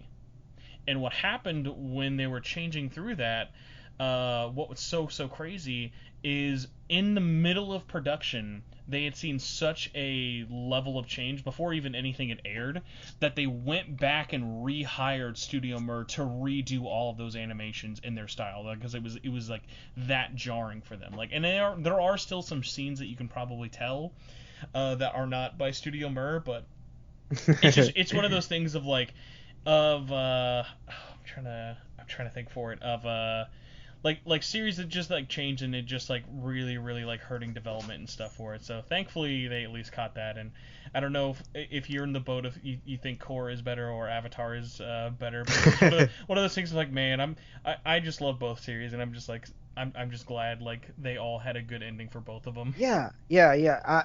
I share the same camp. I don't like compare them to the point where it's like, oh man, this one sucks or anything. I think they're both good. They're just very different.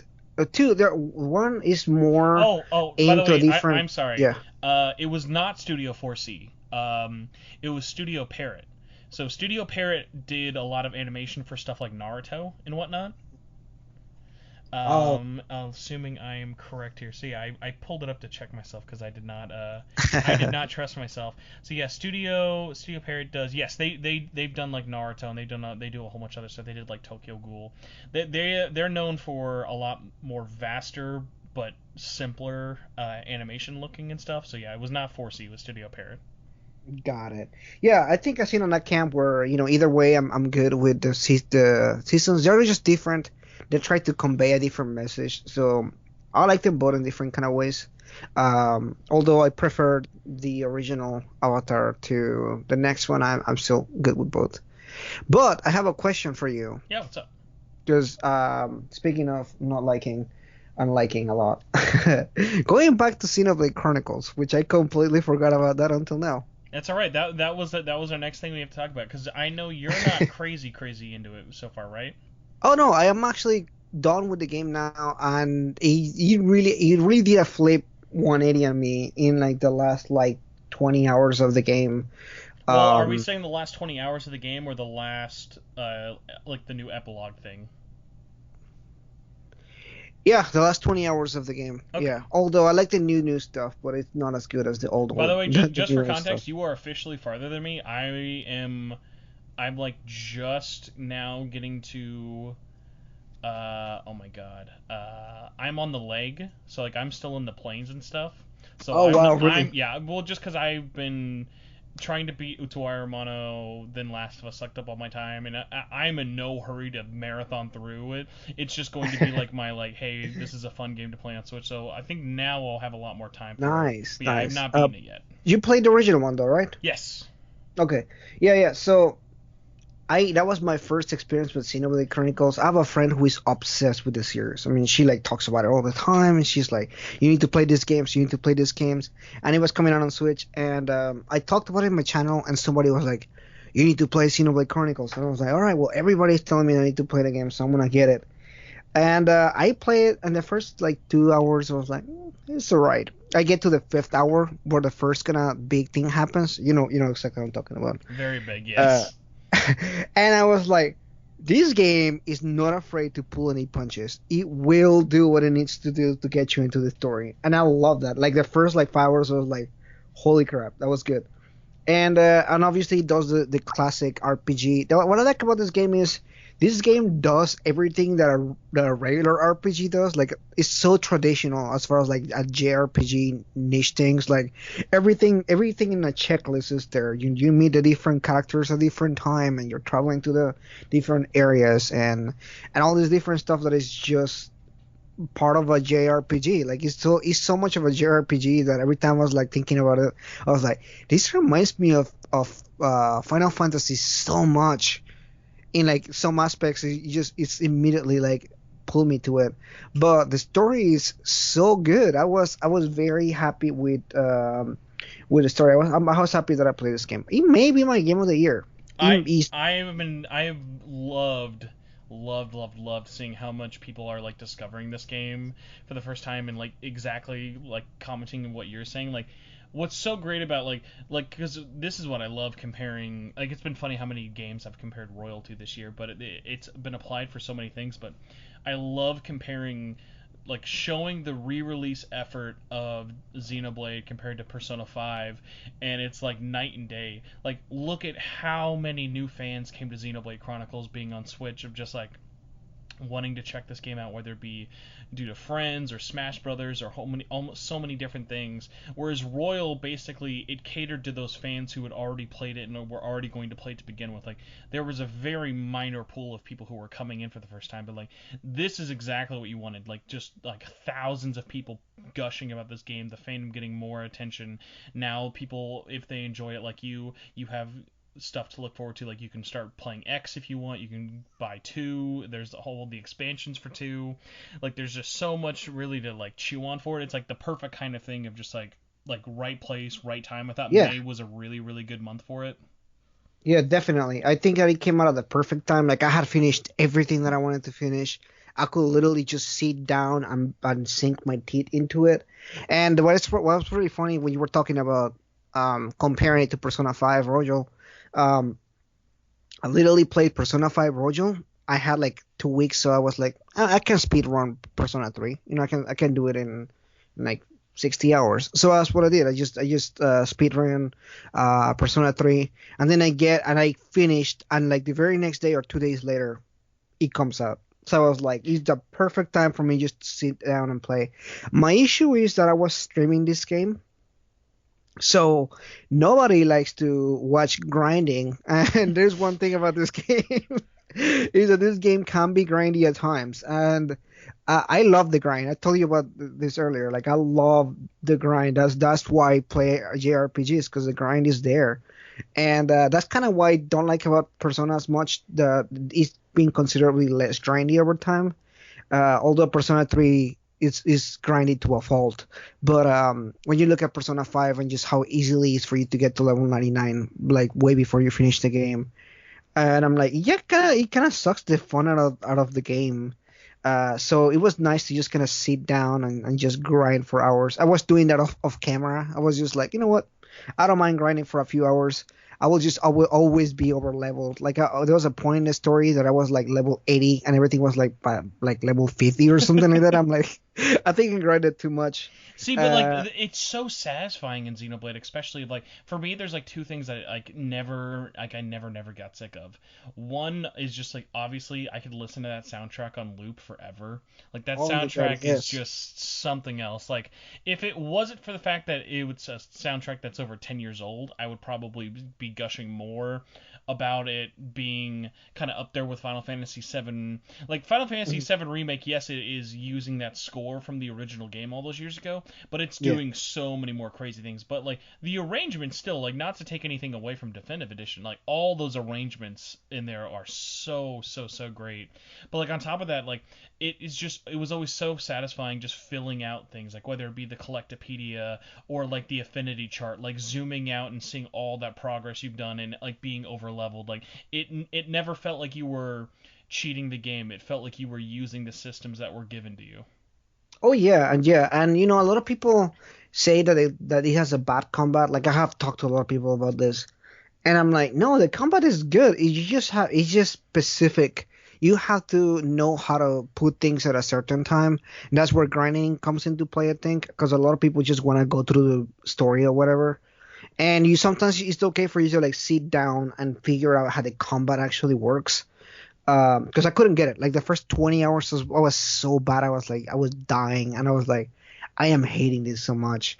The actual combat, I was like, it is giving me such a hard time. But it's one of those times where it's giving you a hard time because you're not doing it right. Yeah, it's very similar. Did you ever play Final Fantasy 12 back in the day? I did, yeah. Yeah, so like remember when Final Fantasy 12 came out, it was very rare for a game to play like an MMO if it was a single player. So like there are like players like have that hump of like you're looking at how it works because like you're not your difficulty doesn't come from pressing the buttons to do attacks. It comes from positioning yourself, knowing your hot bar, your cooldowns and everything. So you're kind of like playing like a puzzle more than anything. Because I remember when I was showing my girlfriend, like I played like almost like the first 5 hours with her watching me, and Mhm. like she really liked it, but the whole thing she just could not wrap her head around the combat, even just watching it. Like just watching it for her is like, so you're not really pressing anything, you're just having to walk around it and like hit its butt a lot. It's like, yeah, but it's like it's one of those things of like I feel like Xenoblade, if you just watch it, looks more confusing than actually playing it. Yeah, I think so too. But at the same time, it's kind of like their positioning is important, right? But then let's say that you play somebody like the gunner. I forgot her name at this particular time. The gunner here. Starla? Yeah. Charla? Is it Charla? Yeah, Charla. Yeah. Yeah, Charla. She is such an interesting character to play because she has a cooldown on top of your cooldown. So you're doing your shooting and you're doing your healing, and then her weapon will overheat over time, and then you have to wait for that cooldown to cool off, and she can't do anything until that cool off. And for the longest time, I couldn't get why she wouldn't do a combo with everybody else. You know, when we're doing that link thing that they do, Mm-hmm. attack, and sometimes she wouldn't show up, and I'm like, what's going on? Well, she's cooling down, you know. So now not only you have to keep an eye on that, you also keep an eye on her and stuff. So it was just kind of like messing with the different characters and stuff. I mean, this it has an interesting idea for me because a three-party uh game is usually not fun for me. I want more party members in it, but I cannot think of a way to have four party members because I feel like that would be so broken. Yeah. In Plus, I feel like this game almost like almost to a detriment. Like the cast is so great. Like you just wanna play like as everybody all the time. Yeah, you're right. I mean, even if it's somebody like Ricky who is like a whatever, I don't know what it is it's just so weird rabbit looking thing. I don't know. I like that so much. Such a funny character, but he's actually such a good healer, and like he had like the best health in the game too. So as soon as I got Ricky, I started playing with him. I was like, yeah, I love this character. And then I was like, well, what about Charlotte? Charlotte's my healer. So I kept switching around all the characters, just depending on the situation or whatever. I really like the game. My first experiences or a Xenoblade Chronicles game, I'm definitely gonna play the second one. I am on board with I'm in the fandom now. I hate saying that, but I feel like it's like I never consider myself to be part of the Persona fandom, but like I'm in the forums, I'm in the Twitter, like talking about Persona all the time, and I'm like, I am the fandom, but I hate that I am. So are you saying you're ready to join the Xenoblade Chronicles network with me? That's exactly what I'm saying. Yeah, I'm ready. I'm on board with that. Oh my god, just for the love of God, someone at Nintendo give Monolith Software enough money and please remake Xenoblade Chronicles X and put it on Switch. Yeah, definitely. That will be good because I want to play that one too. I heard some things about that game, so X I is will be X curious is about it. insane. It is more controversial. Like it's definitely like the most controversial in the whole series, but that game does stuff with its scope that I don't think the other ones do, which is a testament because like even when you're playing Xenoblade Chronicles Definitive Edition, like it has moments where you can tell it was a Wii game, of course, but God, Hmm. those environments are gorgeous. They're crazy huge, but like X is like they pretty much pushed the Wii U to its burning limit to run that thing. Like X is the only game that I can think of that has a option for installing data because like that's how crazy big the world and load times would be if you didn't. Oh wow, I didn't know about that. Yeah, I had a Wii U for some time, but it wasn't like I kept it forever. I think I had it for a couple of games, and I was like, look, the Wii U just isn't doing it for me. So I sold it. I think I regret selling it because I sold it with my copy of Tokyo Mirage Sessions. Oh And yeah, and I saw them go up in price. I was like, man, I sold it for like $15. no.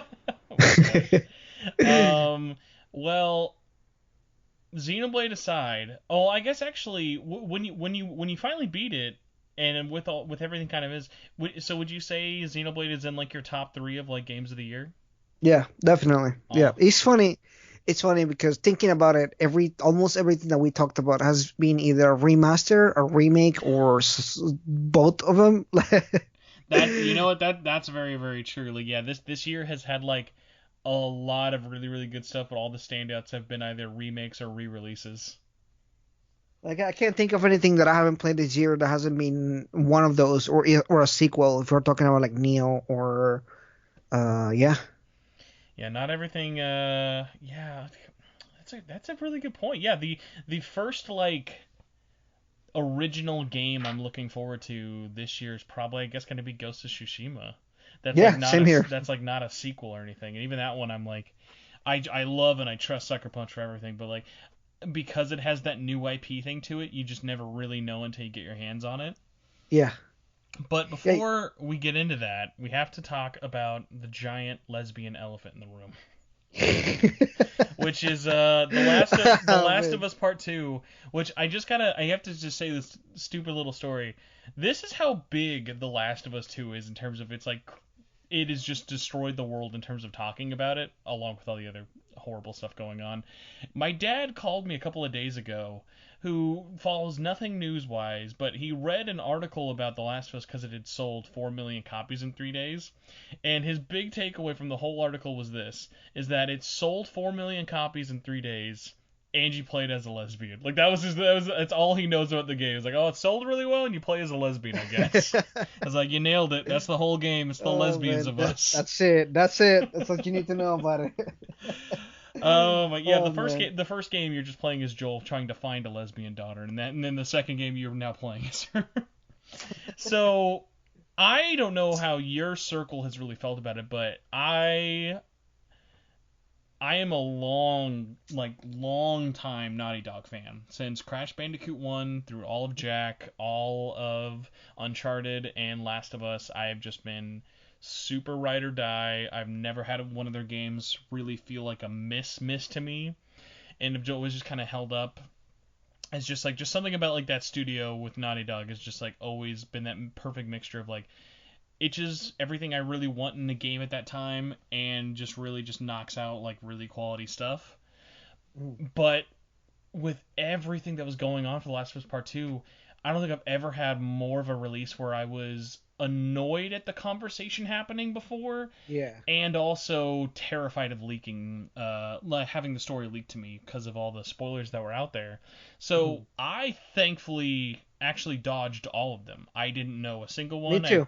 I didn't really know anything. I purposely told all my friends, because this is what sucked too, is all of my friends who knew about it were like, well, I don't want to play the game anyway, so I'm going to dunk on it. Because the whole thing is like, it's now like the big joke, and it is still the same on Twitter, is even if you never plan on touching this game, it's just like everyone's dogpiling on to like make fun of the game, say it's trash, like talk about how like SJW garbage it is. And it was very frustrating before it happened, because I was like, guys, the game's not even out yet. Like, just wait till you can like play it to make your own opinion. And then the more I played it, the more I got frustrated, because I was like, where does the bad part come in? Like, I kept playing the game, I was like, this is amazing. Where is the... I was like, listen, I'm so not woke by all of this game. I need some people to like tell me like what was so insulting about this. But you know what? I agree 100% with you, and I think I know what it is. And the reason is, and I don't know if you had something else to say, but I was just kind of had to go right there into it. The leaks were not 100% right. No, that is exactly what I was gonna say. Because when I beat the game, the first thing I did after crying like a big baby, and don't even cry me, because I cried in front of my mother about the game. I was telling her about the game, and I was like, at the last moment, I started crying like a baby. I didn't cry exactly when I finished the game, but when I was telling my sister and my mom about it, I started like breaking. I was like, man, this game broke me. So I have to say, just because of but like I was saying though, because of when I beat it with the leaks, I had to look it up once I finished it. I was like, what did everyone see that like made them think this is what was going to happen?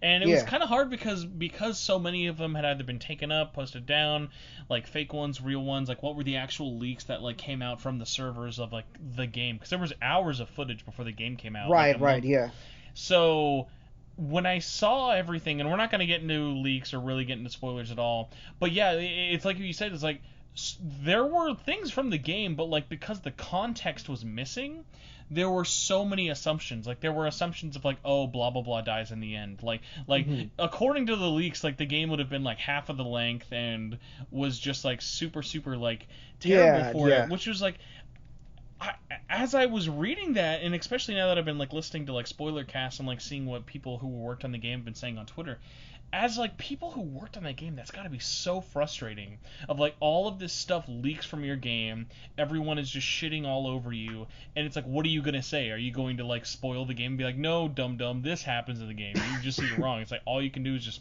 basically sit down, take it, and be the butt of everyone's joke. Unfortunately. That's the craziest thing about it. For example, a big thing that a lot of people was talking about was, and this is like a really stupid thing, but speaking of lesbians, everybody had the idea that Abby was a lesbian, and that she was trying to kill. No, see, the big one, I thought everyone thought that Abby was like a trans man. Yeah, he was a trans man. Yeah, and she was mad at like that Ellie killed her lover or whatever. That was legitimately. Oh my god, I know. When I found out that, thank god, the whole point of the story was not that Dina died, I was like, because like that was the big thing. Like everyone was like, oh, please don't make the whole story just be, you killed my lesbian girlfriend. This is the game. Yeah. And that's the full thing about it, is that like you were saying, like I was looking for the social warrior stuff. I never saw it in the game, like other than the fact that Ellie is a lesbian. which we already know, by the way, since the first game, none of it really even plays in remotely close to it at all. Like it's not a part of the story. Like sure, she dates Dina, but it's not a plot point. It's not the big thing about the story. The story's not about her being a lesbian. Yeah, like she's a lesbian, but that's part of her life from the previous game. Like she was the lesbian in the previous game too. Yeah, like it comes up, and even like, and this is also not a spoiler, but like there is a trans character in the game, and like that person in the game is like they have a very important role in the whole story, but like their story isn't just like, oh, because they're trans, this is their whole character. Like it goes into a lot deeper depths about it, and like there are so many awesome conversations that could be had about this, and it's just kind of frustrating me that there have been two of like people shitting on the game who either are already never going to play or don't want to, and then at the same time the other side of the conversation of people who have played it, and because of there's one major thing that happens, and not even in the beginning, because I think if you just listen to people online, there's a major scene that basically kicks off the whole plot in the first couple hours of the game. And and like when people talk about it, they make it seem like within the opening credits, this terrible thing happens, and it's like you're playing the game for like over 3 hours or whatnot. Yeah, like, you play about 5 hours, I think, because So it was just kind of sad of just like, and I get it because it's such a, even if you have it spoiled for you, it is a horrifying moment of like just to show how terrible of a significant other I am. When I was done, I had woken up my girlfriend. I'd woken her up and I went back and I replayed that whole chapter and showed her the very ending of it. I was like, look at how horrible this is. She's like, why would you why would you show me this? And I was like, I was so shook by it just because it was so just dramatic, and like it just all felt like so brutal. I just like felt like I needed to share it with somebody, as like mean as that is. And a lot of people keep talking about how brutal this game is. And it really is. It's like humanity at its worst. And it's like, if you even think of shows like The Walking Dead or other shows that do something similar to it, like this is, The Walking Dead doesn't hold its shoes into like all the stuff that happens in this game. Like everything is just so bloody, and it's like, it leaves you like this impact. Even when you're doing this random fighting and you're just fighting like random people and you shoot, oh no, Michael, or whatever, they say random shit like that. I'm like, man, like I just killed Michael. I feel so bad that I killed Michael. You know how they shout at each other, or like you kill somebody? Or even like with like the pets and stuff. I'd be curious how you how did you feel when if you've heard much of the criticism, because one of the ones that I never really felt was people feeling like the game is just trying to guilt you into being like, oh, you did a bad thing, do you feel bad? Like, I never once while playing the game felt like the game was trying to like hit you with the shame stick. It was like you can have that if you want. Like, the names aren't there to make you feel bad. The names are there to like just be like, hey, this is a real place. These are people. Like, a great example, another one, like without going into spoilers, is the girl we saw at the State of Play demo. The girl playing the Vita, who who Ellie stabs and stuff, like you see her later on in the story in a different context, and that girl has a name. That girl, there's a reason she's playing her games. Like, she is known for playing that stuff.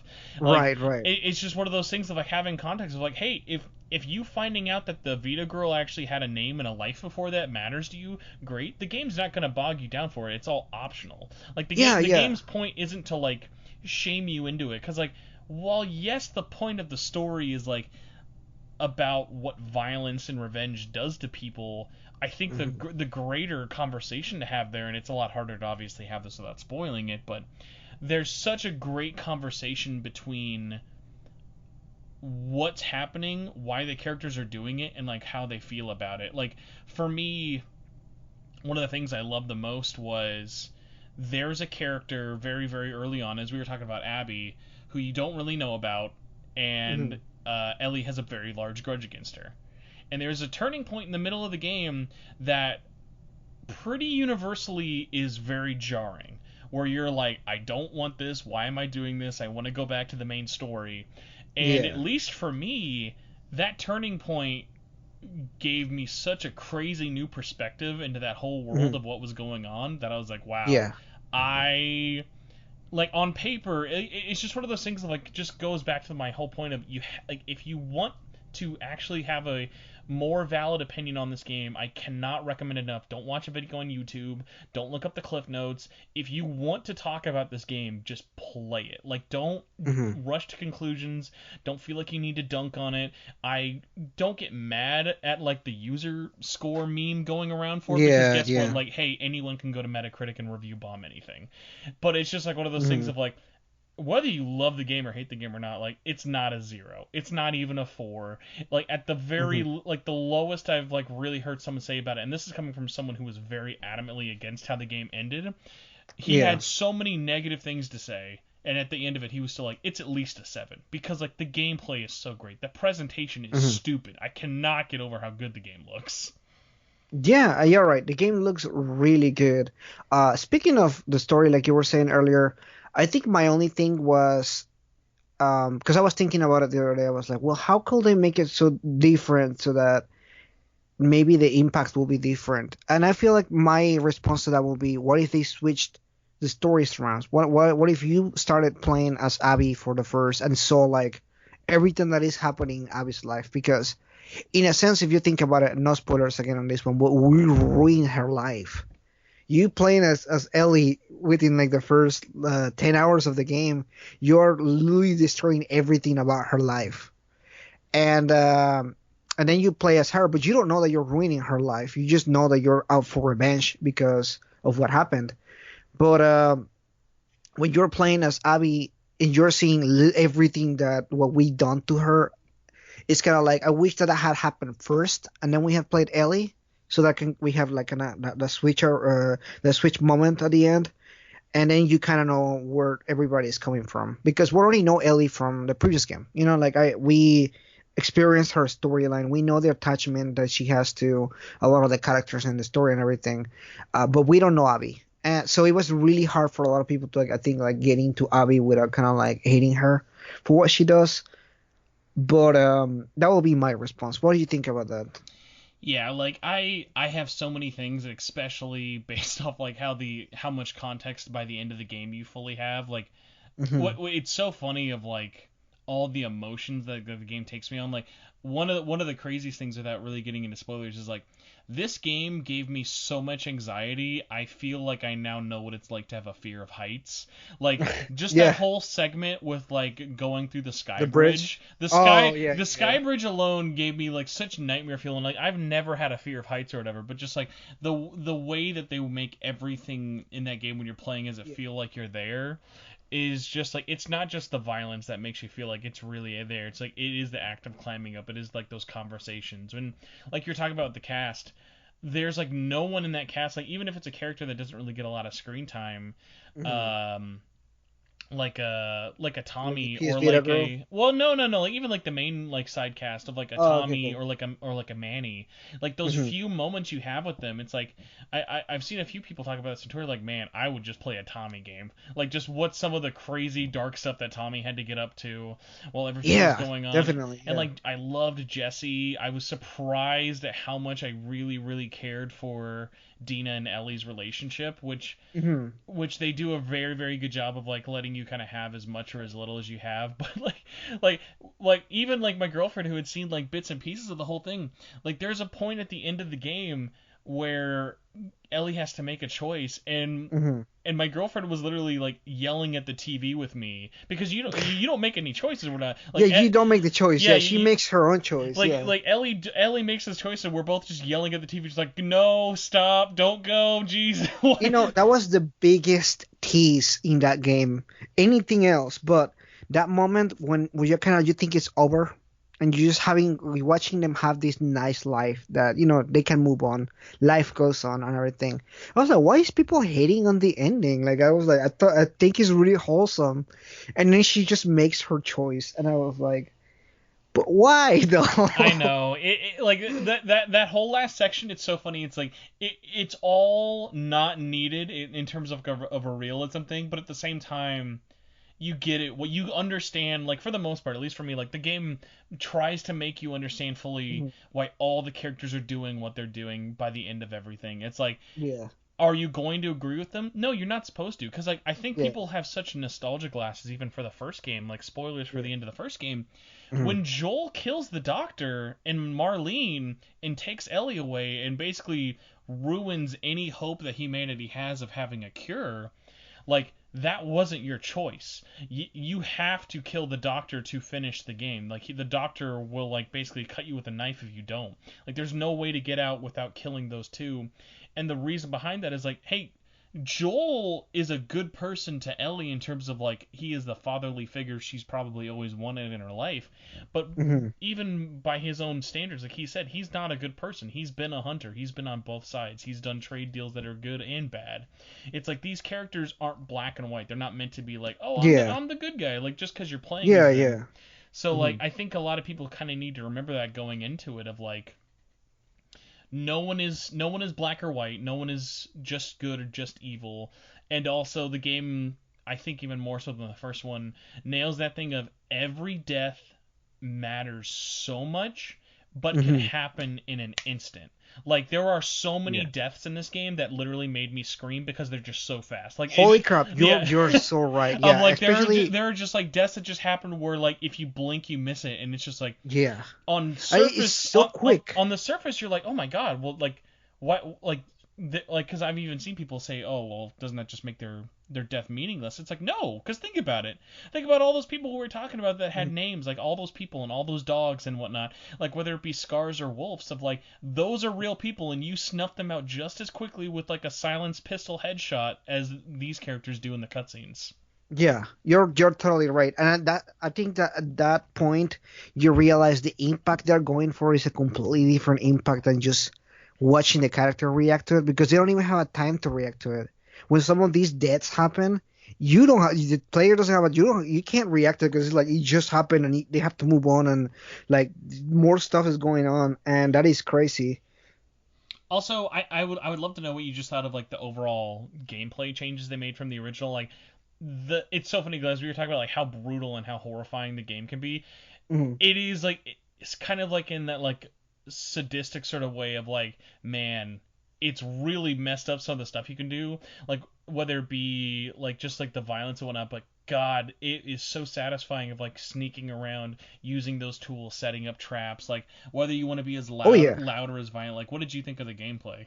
I love the gameplay. A lot of people say that this is not good gameplay because they don't make good gameplay, but that's what I heard people complain about that. I love the gameplay, the versatility you have when it comes to the way that you want to approach things, because you can say about choices and everything, but this game lets you do however you want to kill somebody in the most insane ways. You can literally shoot their legs out of if you want to do Oh that. my God, You yes. can sneak and stab them on the face. You can stab them on the back. You can stab them on the front. You have so many different ways that you can actually kill them. Do you Uh, have any like highlights of like moments in the gameplay that were just like super super horrifying? Because I have like two that like are etched into my oh brain yeah, forever.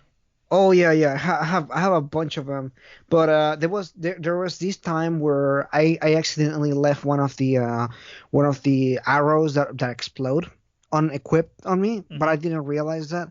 So there was this group of enemies that had just gathered together. They had just started. Like the battle was about to begin, right? So I was just like, I mean, I'm just gonna shoot one to distract them, and I'll throw a bottle or something to kind of mess around with them and everything. Nope, I shoot it, it exploded, and I see their legs just like in the same spot that all the legs are together, so you kind of just fall off in a really random position, and you can find like pieces of people or anything. That was the quickest battle, but also kind of like left an impact of like how much damage I did in the battle just from just throwing a single thing. Like it's like, man, that is horrifying. The other one was I think I had a brick or a glass in my hand or something like that, and I jumped. It did like a stab thing, and then I it just threw the not didn't through the I hit them with the brake in their face, and then repeatedly started punching them on the wall, and they couldn't even move. They were like trying to struggle or move, and I was just repeatedly punching them, and I was like, "Holy crap!" It's like so graphic, and I like it. That's the worst part. Yeah, it just like kind of like it does like that weird thing of like it's so satisfying just because of like how kind of grounded everything feels. So I have two standouts. One is I'm actually gonna send you a picture of it. I had to take this just because like when I had done it, I was like, oh, I was I was like I was so shook by it, but at the same time I had to like take a picture of like I had never seen this happen. So you can get the guns upgraded to the point of their damage is so much that like a shot will just take off a limb, Oh yeah, like you yeah, were yeah. mentioning. And this picture that I'm sending you right now, I shot this lady and I normally had almost always gone for like headshots and stuff, but what happened was I had missed and she still died and I got her arm. And Oh man. this was like the last person I had had in this big fight and I just hear screaming. Like so it's all done, Oh but like yeah, this yeah. lady's dead and she's just screaming out because I just shot her arm. So she's still Hmm. alive, but she's not going to do anything. So you just have to Yeah. like hear these horrifying screams and I walk up to her and I'm like, "What did I do?" And I just see this like just destroyed expression on her face and her arm is like right across from her Oh man. legs. Yeah, you know what? I noticed that too. Whenever you take them down a certain really bad way, and they start screaming really loud, like if you shoot them with a shotgun or something, and like you gotta think about it, like being shot in the stomach, front and center, like it's gotta really hurt. And these people like drop on the floor and start like rolling and screaming for their life, and you're like, oh my god, that is so crazy. And also it attracts zombies and stuff.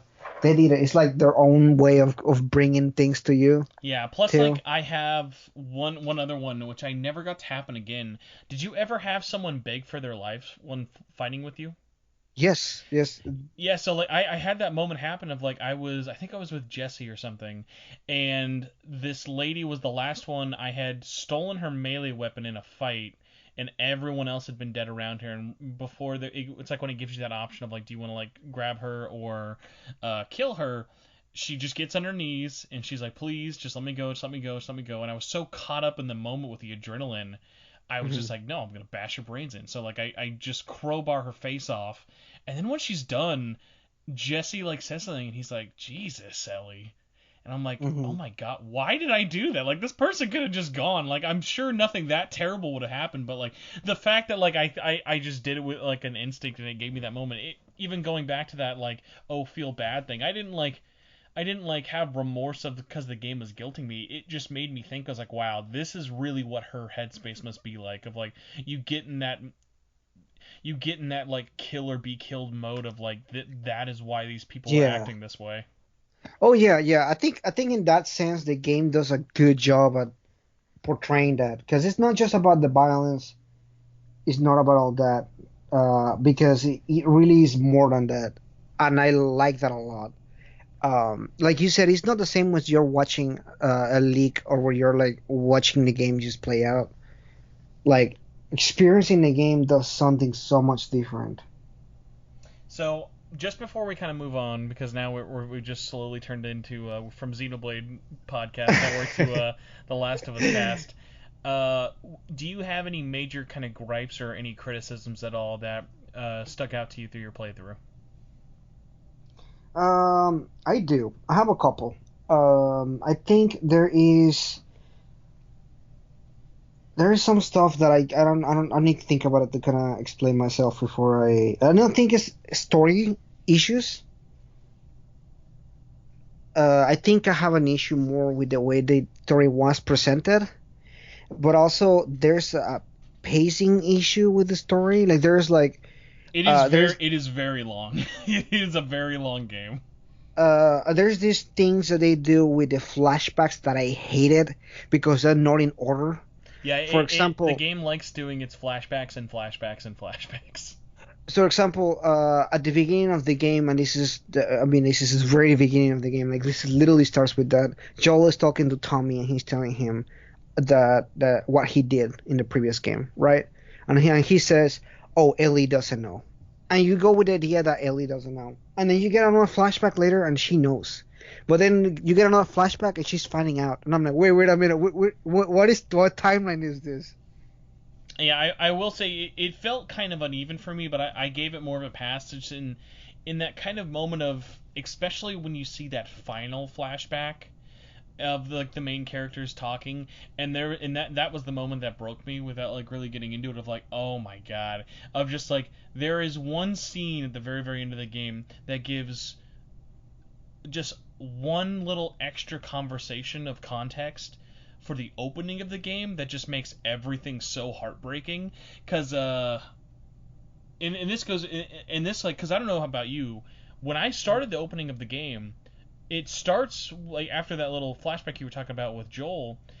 It immediately starts after the E3 2018 party trailer. So Yeah. Jesse is already talking to Ellie about kissing Dina, and I remember I was like, wait, so why not show the kiss? Like, everyone saw the kiss in the marketing. Like, what's Yeah. the big deal? But like, by the time they finally show that after like 30 hours, it's like, wow, they didn't even show their hands like 2 years ago, but just like the way that they used that cutscene and adding a like one little extra bit followed up by some more for it, it's like, wow, like they really thought it through. Like, it's definitely not going to be a for everyone kind of thing, because I know that uneven storytelling, especially when it comes to jumping all over the place in terms of time and place, can kind of be all over it. But yeah, for me, I definitely gave it a pass on that side. Yeah, I couldn't because I thought it was distracting. That's what it was. I was more concerned. I was like, how am I following this storyline right now? That is giving me nuts. The same thing happens to Abby, but Abby, I get it because she's the new character, so I didn't mind as much. I feel like if we had started with a younger Ellie and you get all these things together to kind of build up to something, then you get your moment of truth with the first 5 hours and you kind of see what's going on and everything. I would have been more okay with that. I still love the scenes. I loved whenever just those dad daughter moments that Ellie has with Joel and everything. They're so good. I love those little things that he does, like for her birthday, and just little things that Oh my, don't yeah, really add up I to won't even anything. let you say any more about that. That Mhm. that whole scene, like, just, yeah, what I'm all you not have I'm to not saying say, anything else. Yeah, that yeah, whole scene is so great. Like, that could have been its own little demo, and I'd be like, oh my god, this is so great. yeah. That's the stuff that really builds up. I feel like they could have even used that before all that happened to really build up to that moment. Which is kind of what I'm saying. Like I just feel like some of the flashbacks were just placed in the wrong order. Overall, I feel like the game was good. Story was good. The writing was pretty good. Characters were amazing. I love the character writing in this game. They really make you care for characters that you know they're gonna die because you killed them, but you still kind of hoping that you didn't.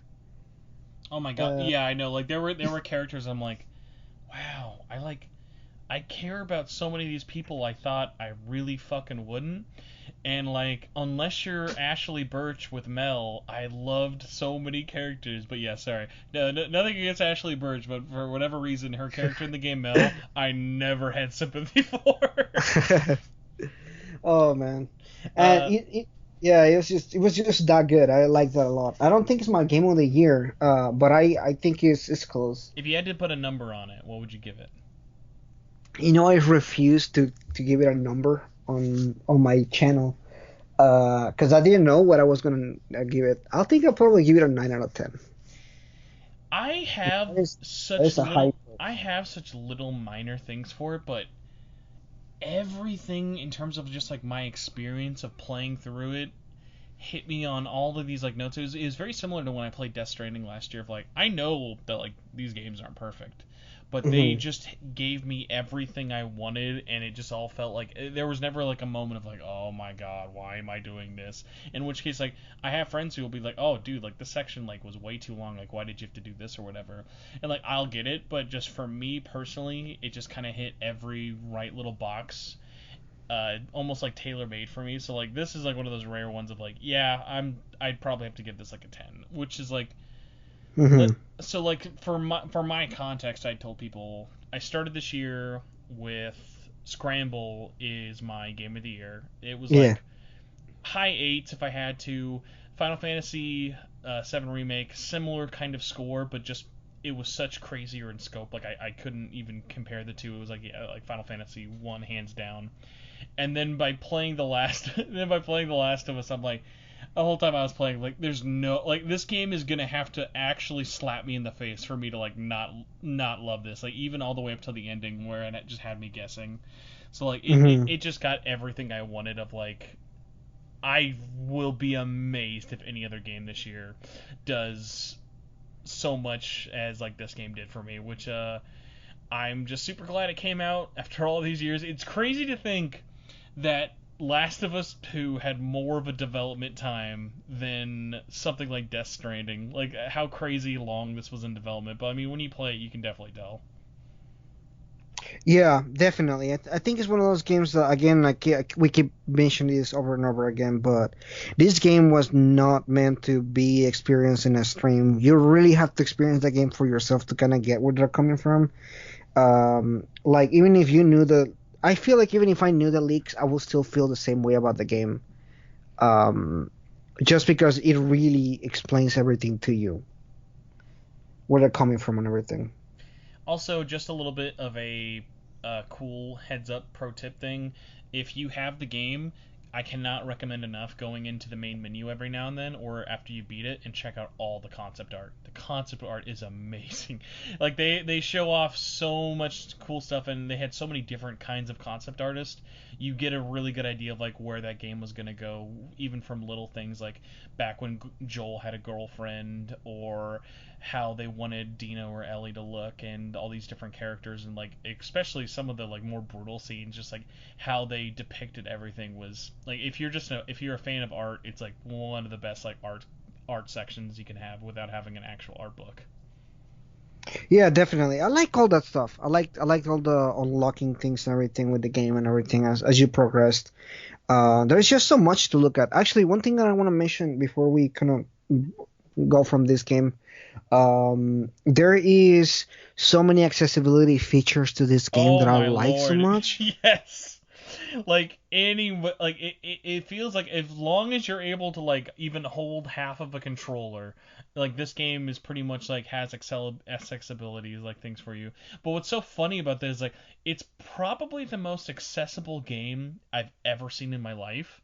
Hmm. But for such a horrifyingly brutal story. It's like not like oh hey this fun platformer I've never got to experience. Like it's like if something like Breath of the Wild. Like look, Breath of the Hmm. Wild is like it's like something you could just give to anybody. Whereas like this game anybody could play it, but it's definitely not a game for everybody to play. Yeah, for sure. Yeah, definitely. But this game does so much. Even little things like, for example, you can customize things like the font. Like, instead of having that white thing, you can change the UI to blue or green or red or whatever. Like, I saw somebody having like a pink one, and I was like, why is it pink? And I looked it up. It's because you can change the color of it. And I thought it was like such a dumb thing, but at the same time, I was like, I mean, maybe somebody that can't really see white really well will need that feature. Or, I mean, there's so many things that they just did for the game that I was like, I mean, that's really nice. I like that a lot. The game got so many brownie points from my girlfriend when she saw that you could change the subtitle size, you could change where they are, you could change who's talking, you could change the color. Because a big thing for her that I always give her a hard time about is she's one of those people who like she was born here. She perfectly knows English, no problem. But for whatever reason, she has an easier time digesting the story through subtitles. And yeah, the fact that like it was like hey because like nothing is worse than when you need subtitles and they're like really tiny really terrible like gray color and it like blends into the background. So like yeah, she really appreciated that, and someone who like never really comments on stuff like that, for her to notice it right away was like a big testament to it. Yeah, I like that a lot too. The subtitles is a big thing for me. I need subtitles all the time, even though I understand English and everything. Sometimes in the moment, I just want to read to make sure that I don't misunderstand what they said. I Uh, blame her because she just watches too many like K dramas and stuff. I'm like, it's like she's so accustomed to watching a show that needs subtitles. And she's like, what?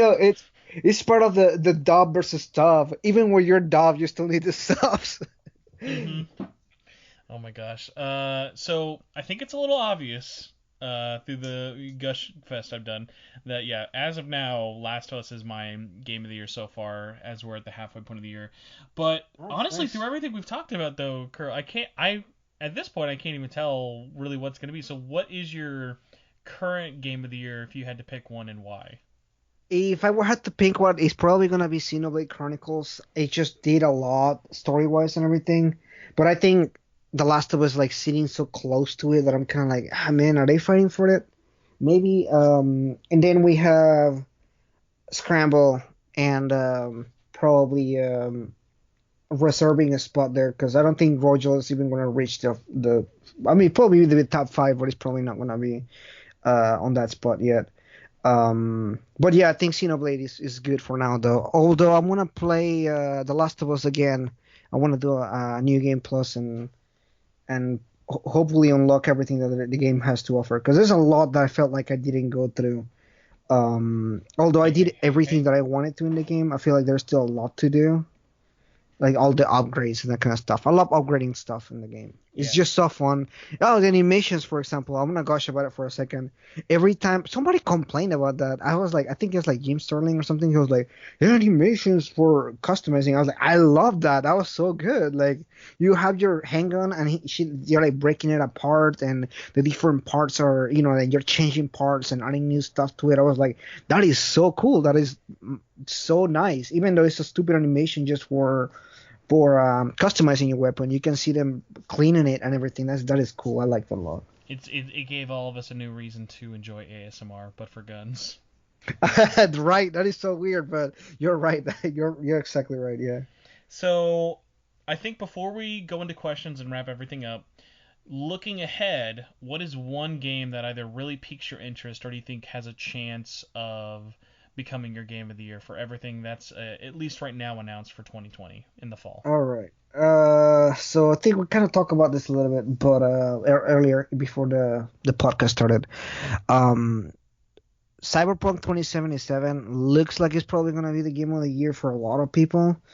But at the same time, that game could easily just flop and be the biggest disappointment of the year too. And I think like that's where I'm kind of like I see it alone on that ending because everybody's just like 100% on board with it and everything. I'm like I'm on board with it, but no company is perfect.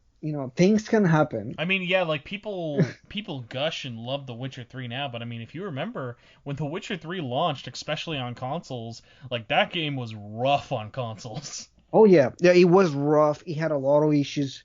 It needed a lot of patches for it to actually like even run properly. And let's not even begin that it had just performance stuff that it was just not good.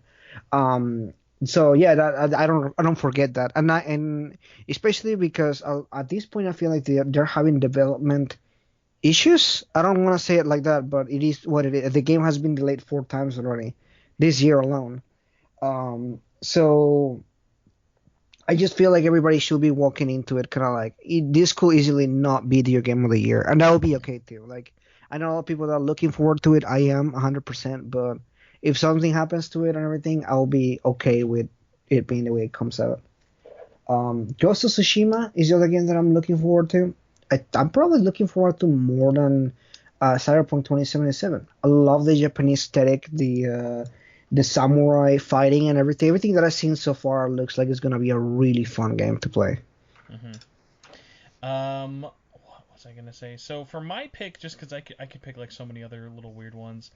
Honestly, looking ahead at the calendar, the one that has me the most excited is going back to 13 Sentinels, just because I love Vanillaware. I have so much faith in that team. I've heard the story, if you're willing to put in the time, is really crazy, but also really, really interesting and really, really out there. So I would love for me to go from like, oh my god, this $1 billion game was like my game of the year, and then I play this 2D 80s mecha game, and I'm like, nope, yep, 13 Sentinels is my game of the year. Like that would be a really, really cool moment.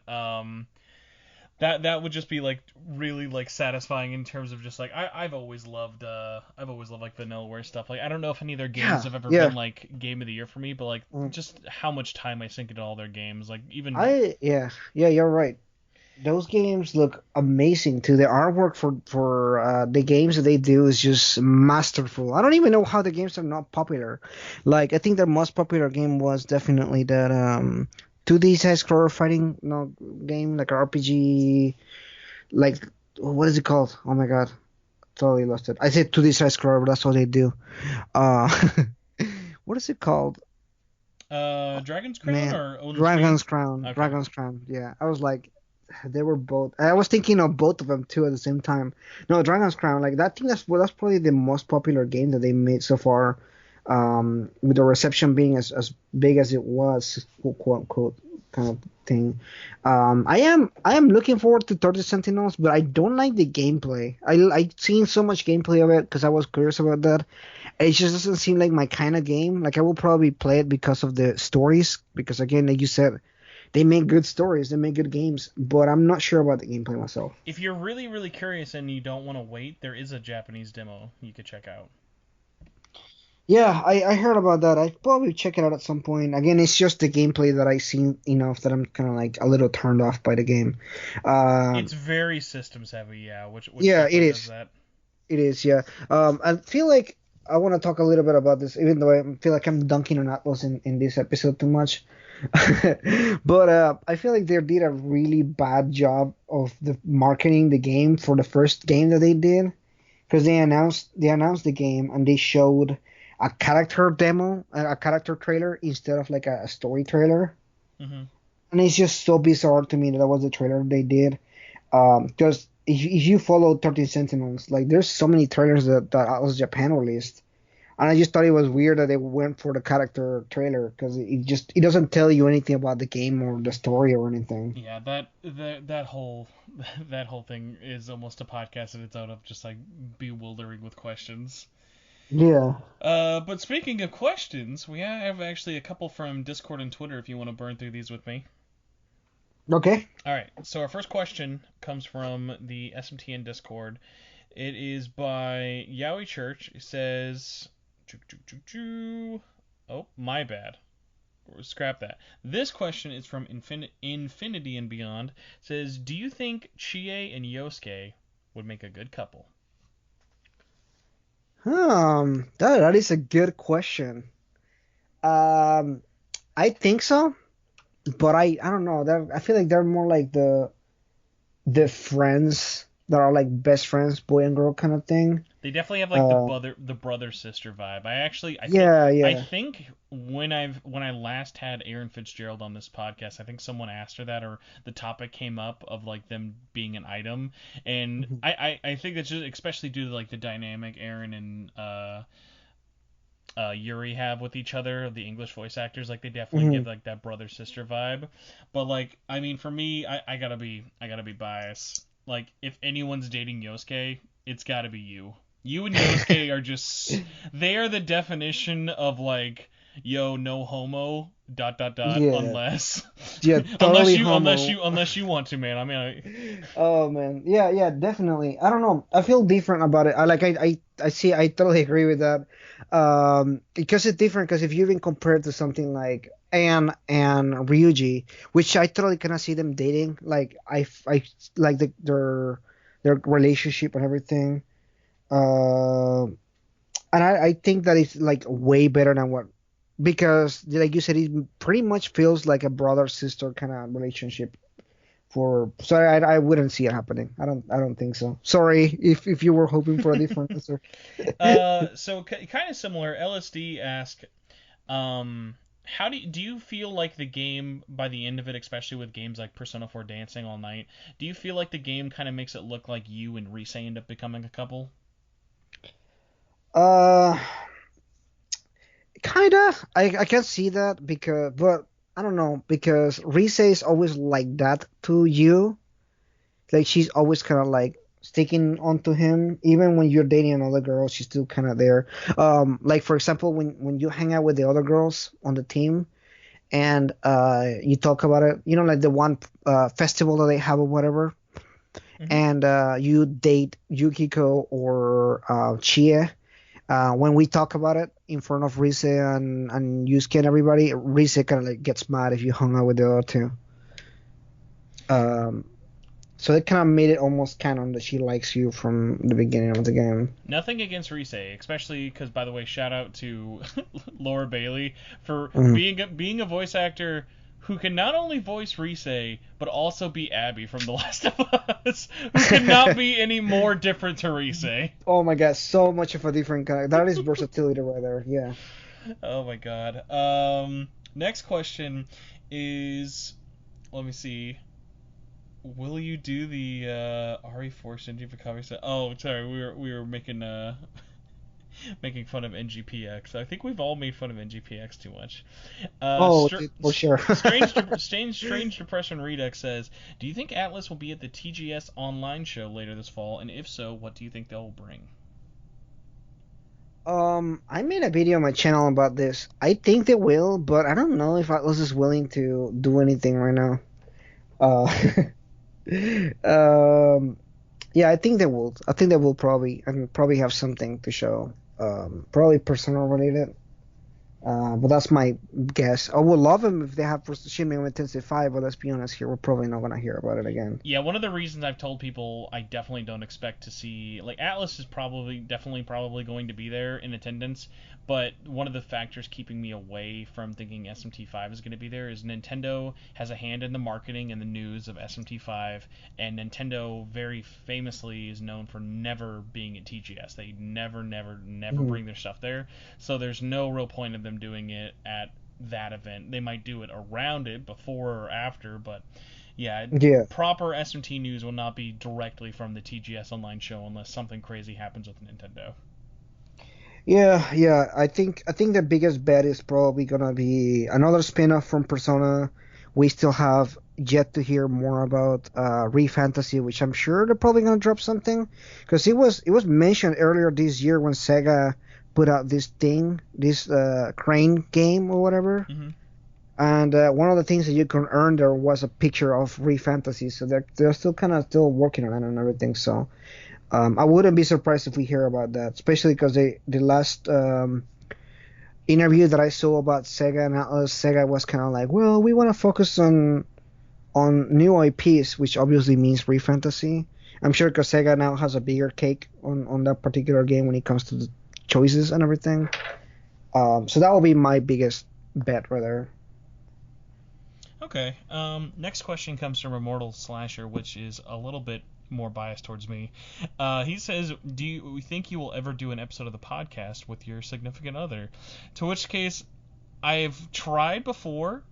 I tried a couple times. I remember I was going to do one with her for Valentine's Day. That kind of blew up in my face, but I think there were other things going on at the time.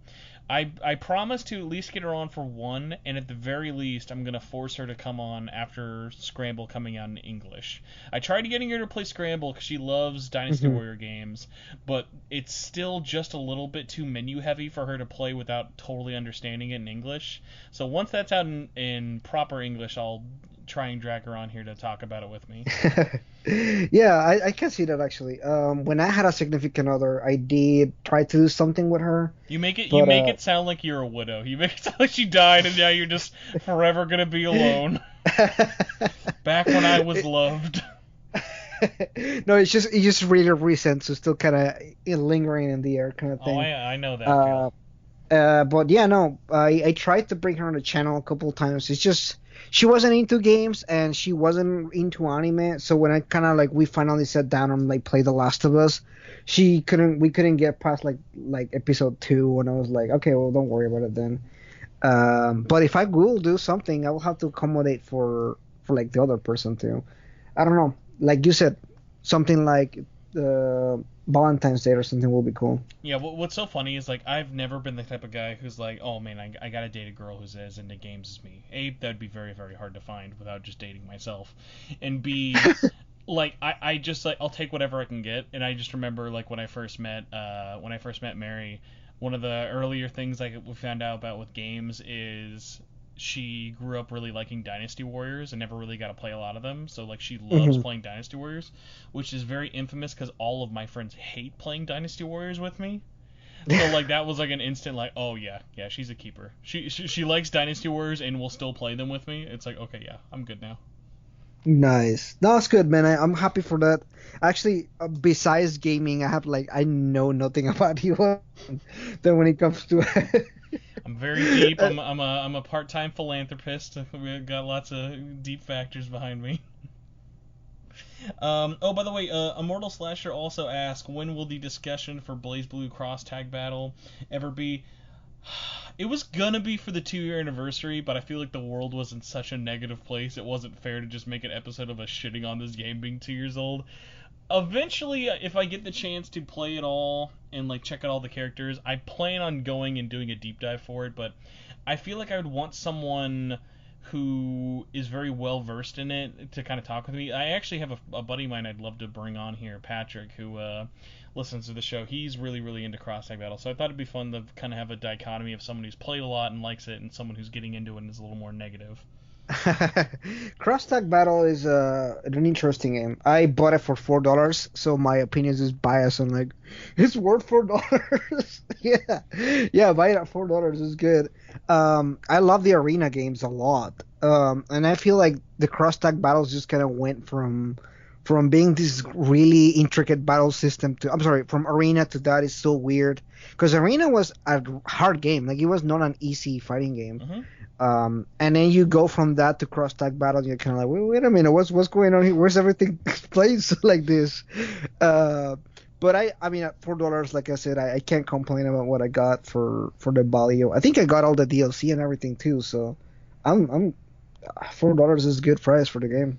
All right, so we have from Stranger Preston Redux says, oh, my bad, not Strange. My eyes are broken right now. Yowie Church says, who are the 3 best non-villain characters from Persona 4, and why are they not Yosuke, Kanji, and Naoto? I mean, those were my 3 games. They are the correct answer. It's only those 3. It's like yeah. They all steal the show for so many different reasons. God, especially Kanji. Kanji is just so great. Yeah, Kanji is great. I see a lot of, which I probably don't want to get into too much about it. There's this whole thing about how he was handled in sexuality way and everything like that. But overall, like, I felt like that character just wins you over because he goes from being this punk that is gonna probably beat you up and take your lunch money or whatever to like this like dumbass with a heart of gold that just like will sew you if you probably like rape your shirt, he'll probably fix it for you and be like. You know, like it's just such a weird thing. Like whenever you meet him, you're kind of like, that is such a well-written character. I thought he was a really well-written character, though some people want to argue about that, and I'm not ready for that conversation yet. Well, much easier conversation, thankfully. Is from Twitter. We got asked by Alex Zero, and it says, "What is your favorite video game soundtrack of the year so far?" Oh, okay. Well, we talked about this earlier, right? Final Fantasy. Well, I 7. had said 7 is still my answer, but I'm not sure if you had picked 7 over Xenoblade yet. No, I think definitely agree with you. I think Xenoblade has a really good music. I think the battle song is fantastic. It's just hard not to jam out to it whenever you're fighting, especially with the amount of fighting that you do in this game. It's funny, but you never get tired of the song. Like every time that I was playing the game, I was like, I want the song to hit. In fact, when I was streaming, somebody asked me if I could play the Last Surprise, and I was like, from Persona 5, and I was like, I'll play the Last Surprise, but no. So I did it for like one battle. I was like, no, this just feels wrong. We need to go back and play the soundtrack. That's what, like, one, because I've been going back and playing some Smash Ultimate with Min Min being out, the one little thing that I was, like, thinking of after Definitive Edition came out, I'm like, God, I wish they added new music, because there's no new music from Smash 4. I mean, there's no new Xenoblade songs, there's just, like, Xenoblade 2 songs, so it's like, God, like, even if they just, like, added, like, the arrangements from Definitive Edition, that would have been so great. Yeah, definitely. It will be cool, but I don't know if they will do that. I don't know. Nintendo is Nintendo weird. doesn't like to give us stuff for free. Oh, definitely not. I mean, they will charge you $20 to buy a 50-year-old game. So, okay, Nintendo, we'll do it then one more time. Ozzy wrote in and said, "What was your least favorite game of the last decade?" I cannot begin to think of the games from the last decade, so let's limit it to this year to be a little bit easier. What right now is, out of everything you've played, stands out as like, oh, that was a bummer. I don't think I have played anything that was a bummer. Like all the games that I have played so far will probably go in the list of really good games that I played. Then what would be at the bottom of those list of great games? Like I'll let you think because mine's a really quick one and a weird one. Because we were Okay. talking about Doom. I've been doing a Doom playthrough for the whole series because I'd never played a single Doom. So I played through Doom 1, 2, 64, and 3, and 3 broke me. 3 is like if someone saw Half-Life and said, "Let's make Doom 3 Half-Life but worse." And I tried to beat it. So like I very very rarely give up on games, but I gave up on Doom 3. Doom 3 is just so boring. It is like no personality. Its concept is way cooler on paper than it is in execution, and even though it is remastered and is the best version of that game, it is just such a slog that I'm like, I almost wonder why they went through the effort of remastering it outside of it's the only game in the series, might as well. But yeah, Doom 3 I did not expect to be my worst game of the year so far, but definitely stands out as like one that I was like, no, fuck this game. Yeah, interesting. It's gonna be Pokemon.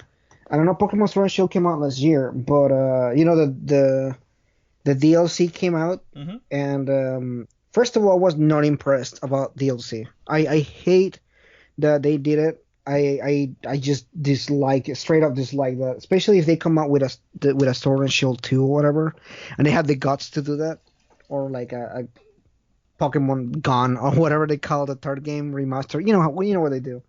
And I hate that. I'm like, man, you're gonna do these, do DLC, and do this. I don't know. I'm just tired of the Pokemon series at this point. Although being a huge Pokemon fan for the longest time, like that pains me with all my heart. But I think that's probably the worst thing I played. The DLC, and the DLC is not bad. It's good content, and you get what you pay for. Which is one gripe that I have about DLC. When you buy DLC, it's just like it's not worth the money you're putting into it. This one is definitely worth. I didn't even talk about it on my channel because I was like, I already bought it, so I'm gonna play it. But I just hate that they did it DLC. They could have made it for free. But you said Nintendo, so they're never gonna lose money. So Kind of was talked about before, but I'd be curious if you had any more expanded thoughts.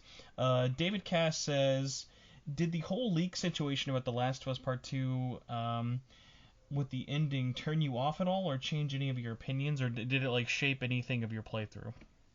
other than getting mad at some people because they believe the rumors to be completely true, I think that was like my only thing. I was like, well, this isn't what the leaks say. Like it's different. The context is there. Like no, I'm sorry. You have context, but the idea of it was there, but without context or without everything, it's just kind of like. Particularly, it didn't really affect me much because I was like playing it and getting the leaks at the same time, so it wasn't like I was leaked and then I played the game. I guess that would have changed my experience, I don't think it would have. Okay, yeah. Yeah, by some miracle had dodged the leaks. I don't think I like even if you're like interested in this game and you're like, "Oh, I'll wait for a little bit." I don't know, like it all just felt like such a minefield to me. I'm like, I can't imagine like and I picked this game up on launch day. I'm like, I can't imagine if I like be like, "Oh, I'll wait till this fall and play it. I'll stay spoiler Yeah. free then." Like nah, Yeah, dude. good luck with that. No, no. You can't even watch a trailer without being spoiled at this point because people are just commenting everywhere and blasting it everywhere. I saw there was like how Ellie, oh, I didn't even talk about this. You can play the guitar when you're with Ellie and everything. Mhm. And it's so accurately that people have been playing songs on YouTube. And I was actually doing the same thing when I was streaming. I was just playing songs that I knew from guitar and everything. But I went to watch one the other day, and there were like people discussing spoilers there, and I was like, man, you cannot avoid spoilers if you're even remotely interested in the game. Thanks, internet. Living up to your reputation. Yeah. At Persona Forever says he's gonna do rapid fire, so I'll let you take all of these because he always is knocks them all out. First off, how are you doing today? Good. What were your reactions to P4G when it was announced for PC? Um, well, if I hadn't seen the leak, I would have seen really, really excited. I did a reaction video. I'm using air quotes this time, by the way, if you can't see me. Um, and somebody commented that is the worst reaction video I've seen. I'm like, because I'm being 100% sarcastic. I was like, well, if I totally hadn't been leaked about it like 3 days prior, I would probably be crazy about it. But my original reaction was like pretty excited. It wasn't like uh I wasn't super crazy about it like other people because you and me have played this game several times. Mm-hmm. I have a Vita. You're a big proponent of the Vita. And I played the game plenty of times to then kind of like, I mean, I'm okay if the game didn't come out on PC, to be honest. I'm happy that it came out, and I'm happy a lot of people played it. I'm happy to play it again. But it wasn't let's say like they did the same thing for SMT3 Nocturne, that's my favorite SMT game, and they suddenly decided to port it to PC. I'll probably go more crazy over that game. Okay. Why do you think Atlas decided to bring Catherine Full Body to Switch first instead of P3, 4, or 5? Because that's a really good question. I just think that it's just an easy port. It's a pretty small game. It runs on the Vita. They probably had to put like not a lot of money into it. I'm 100% sure. I am It's a matter of I am convenience. so excited to like, cause I should have a code for like any day now, cause they asked for codes like last week for Yeah. reviewing, and I just honestly I want to go to the credits, cause I feel it in my gut that Atlas didn't make this port. It just seems so slapdash together with no frills, even for them. I'm like, I feel like someone else had to have made this game. Yeah, for sure. I feel the same way too. And I don't know what, but like I said earlier, I'm pretty sure it was just a matter of convenience for them. Hmm. Just like Catherine on PC was a matter of convenience for them. When do you think P5S is going to come out in the West? If you were me, I'll say probably after September, so October, November, December. Talking about this. Here we go. If successful, do you think there will be a sequel to B5S? Yes. The director already said about wanting to do a sequel, so I think he will definitely do a sequel if he can. And finally, he says, after all these P5 sequels or spinoffs, do you want Atlas to make P6? Well, he kind of phrased it a certain way, but I'm going to twist it a little bit. If you had to pick after all the spinoffs, are you more excited for P6 or SMT5 at this point? After all the spinoffs are done. I think I'm ready for SMT5 more. Mm-hmm. It's just I'm tired of. I said it on my video yesterday, but I'm a little bit on the burnout on Persona. I think I played too many Persona games, not enough SMT. The last SMT game that I played was like actual new SMT. I think it was Apocalypse. I think that was the last one, right? Yeah, last proper, not including Strange Journey Redux. Right, yeah. But I mean, that was a remake of Steins. But yeah, that was the last game that I played from SMT, so I'm ready for another one. Well, holy crap, that was it. Unfortunately, my guess of this show being an hour did not work out very well. So apologies. I told you 3 hours. I knew it. Apologies for the show going up late, but to make up for it, you guys get three hours of whatever the hell this was. So, Kuro, thank you so much for coming on and putting up with the world's longest 5-minute break in the middle of the show that hopefully no one will hear. You know what? That's totally fine. I knew it was gonna come out to about 3 hours. I told you that. I was like, I have a And feeling. that was with me cutting out many opinions on things as well. That's the scary part. Yeah, I mean, and then we went on a tangent a few times, but that's how these podcasts are. It's usually the best part of the podcast. I know you think we're going to talk about this Last of Us the longest, and then I decided to talk about The Legend of Korra for 5 minutes. Oh yeah, that's true. That was great though. Great 5 minutes right there. So, Kuro, where can people find you online and your channel and all the places they can stalk you?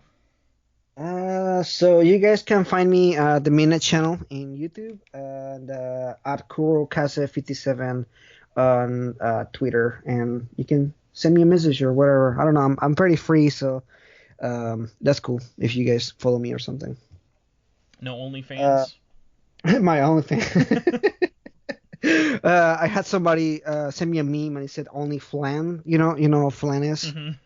Yeah, so it's literally just a picture of well not a picture, it's a Facebook page, and it's just pictures of flans. Like that's all they have, only flans. And I thought it was the most hilarious thing I've seen in a while, and I love it. Every time that somebody tells me OnlyFans, the only thing I can think of is flan now. Oh my god. Well, besides that, all the links will be in the description of the YouTube video or show notes of the download if anyone is curious to follow you. If you guys want, you can follow me. My personal Twitter account is at Torchwood4SP. The podcast Twitter is at SMT Network. If you'd like, you can join the Discord by following the link below. There's also a Facebook group. You can go to facebook.com/group/SMT Network. You can also find the Facebook page there where I normally just do the individual posts that I do in the group if you don't want to actually join the group and just want to follow things. Check out the channel just by searching either Spencer Presley or Shin Megami Tensei Network. It should pop up like that. I actually just hit 800 subscribers, which is so sad, but oh my god, hey, at least I hit 800 subscribers eventually. Hey man, that is good. And your channel grew in like the last month just from that alone. Yeah, it's been really funny because like I've always just used my YouTube channel as like a dumping ground since like 2008, and I haven't ever deleted anything because I have no shame. And it's been so funny of like one of my goals was like get to 500 by P5R, and then now everything else has just been like, all right, well let's just steamroll into 1K and see what horrible and embarrassing act I can do. That was my thing too. I was like, if I can get 1K by the end of the year. I wasn't even thinking about 1K because I had like 500 at the beginning of the year or something like that, and I was like, I wasn't really looking to like get a lot or whatever. And then I celebrated 700 subscribers, and I was like, I could be okay if like I get maybe another 100 in like a few months or whatever. And within like a month, I reached 1,000 subscribers, and I was like, what is going on right now? Why are people subscribing? Because I had a channel for like a year and a half already, and the first 100 subscribers were like impossible. I was like, I wasn't even concerned about that point. I was like, if I get 100 subscribers by the end of the year is good too. And then it's just the channel has been going on like this now. So it's good. It's fun. I mean, the last 200 people that subscribed for the channel, I was like, I did not expect that. Because I reached 1,000 within days. I went to 1,100 and change. And I was like, wow. Well, shout outs to anyone listening to this who has actually subscribed to both of us. You're extra special, cool then. Yeah, you guys are super awesome. I've seen a lot of people commenting on the thing that I'm like, oh, I've seen them comment on my videos and stuff. So that's cool. We have a good community. All right, Korra, you now have the difficult task of telling everyone goodbye. All right. How do you end your videos or podcasts? Like, what do you normally do? Do you have a sign off? I have a sign off. I just say I'll see you guys next time. Well, there you go. Bye, everybody. Yeah.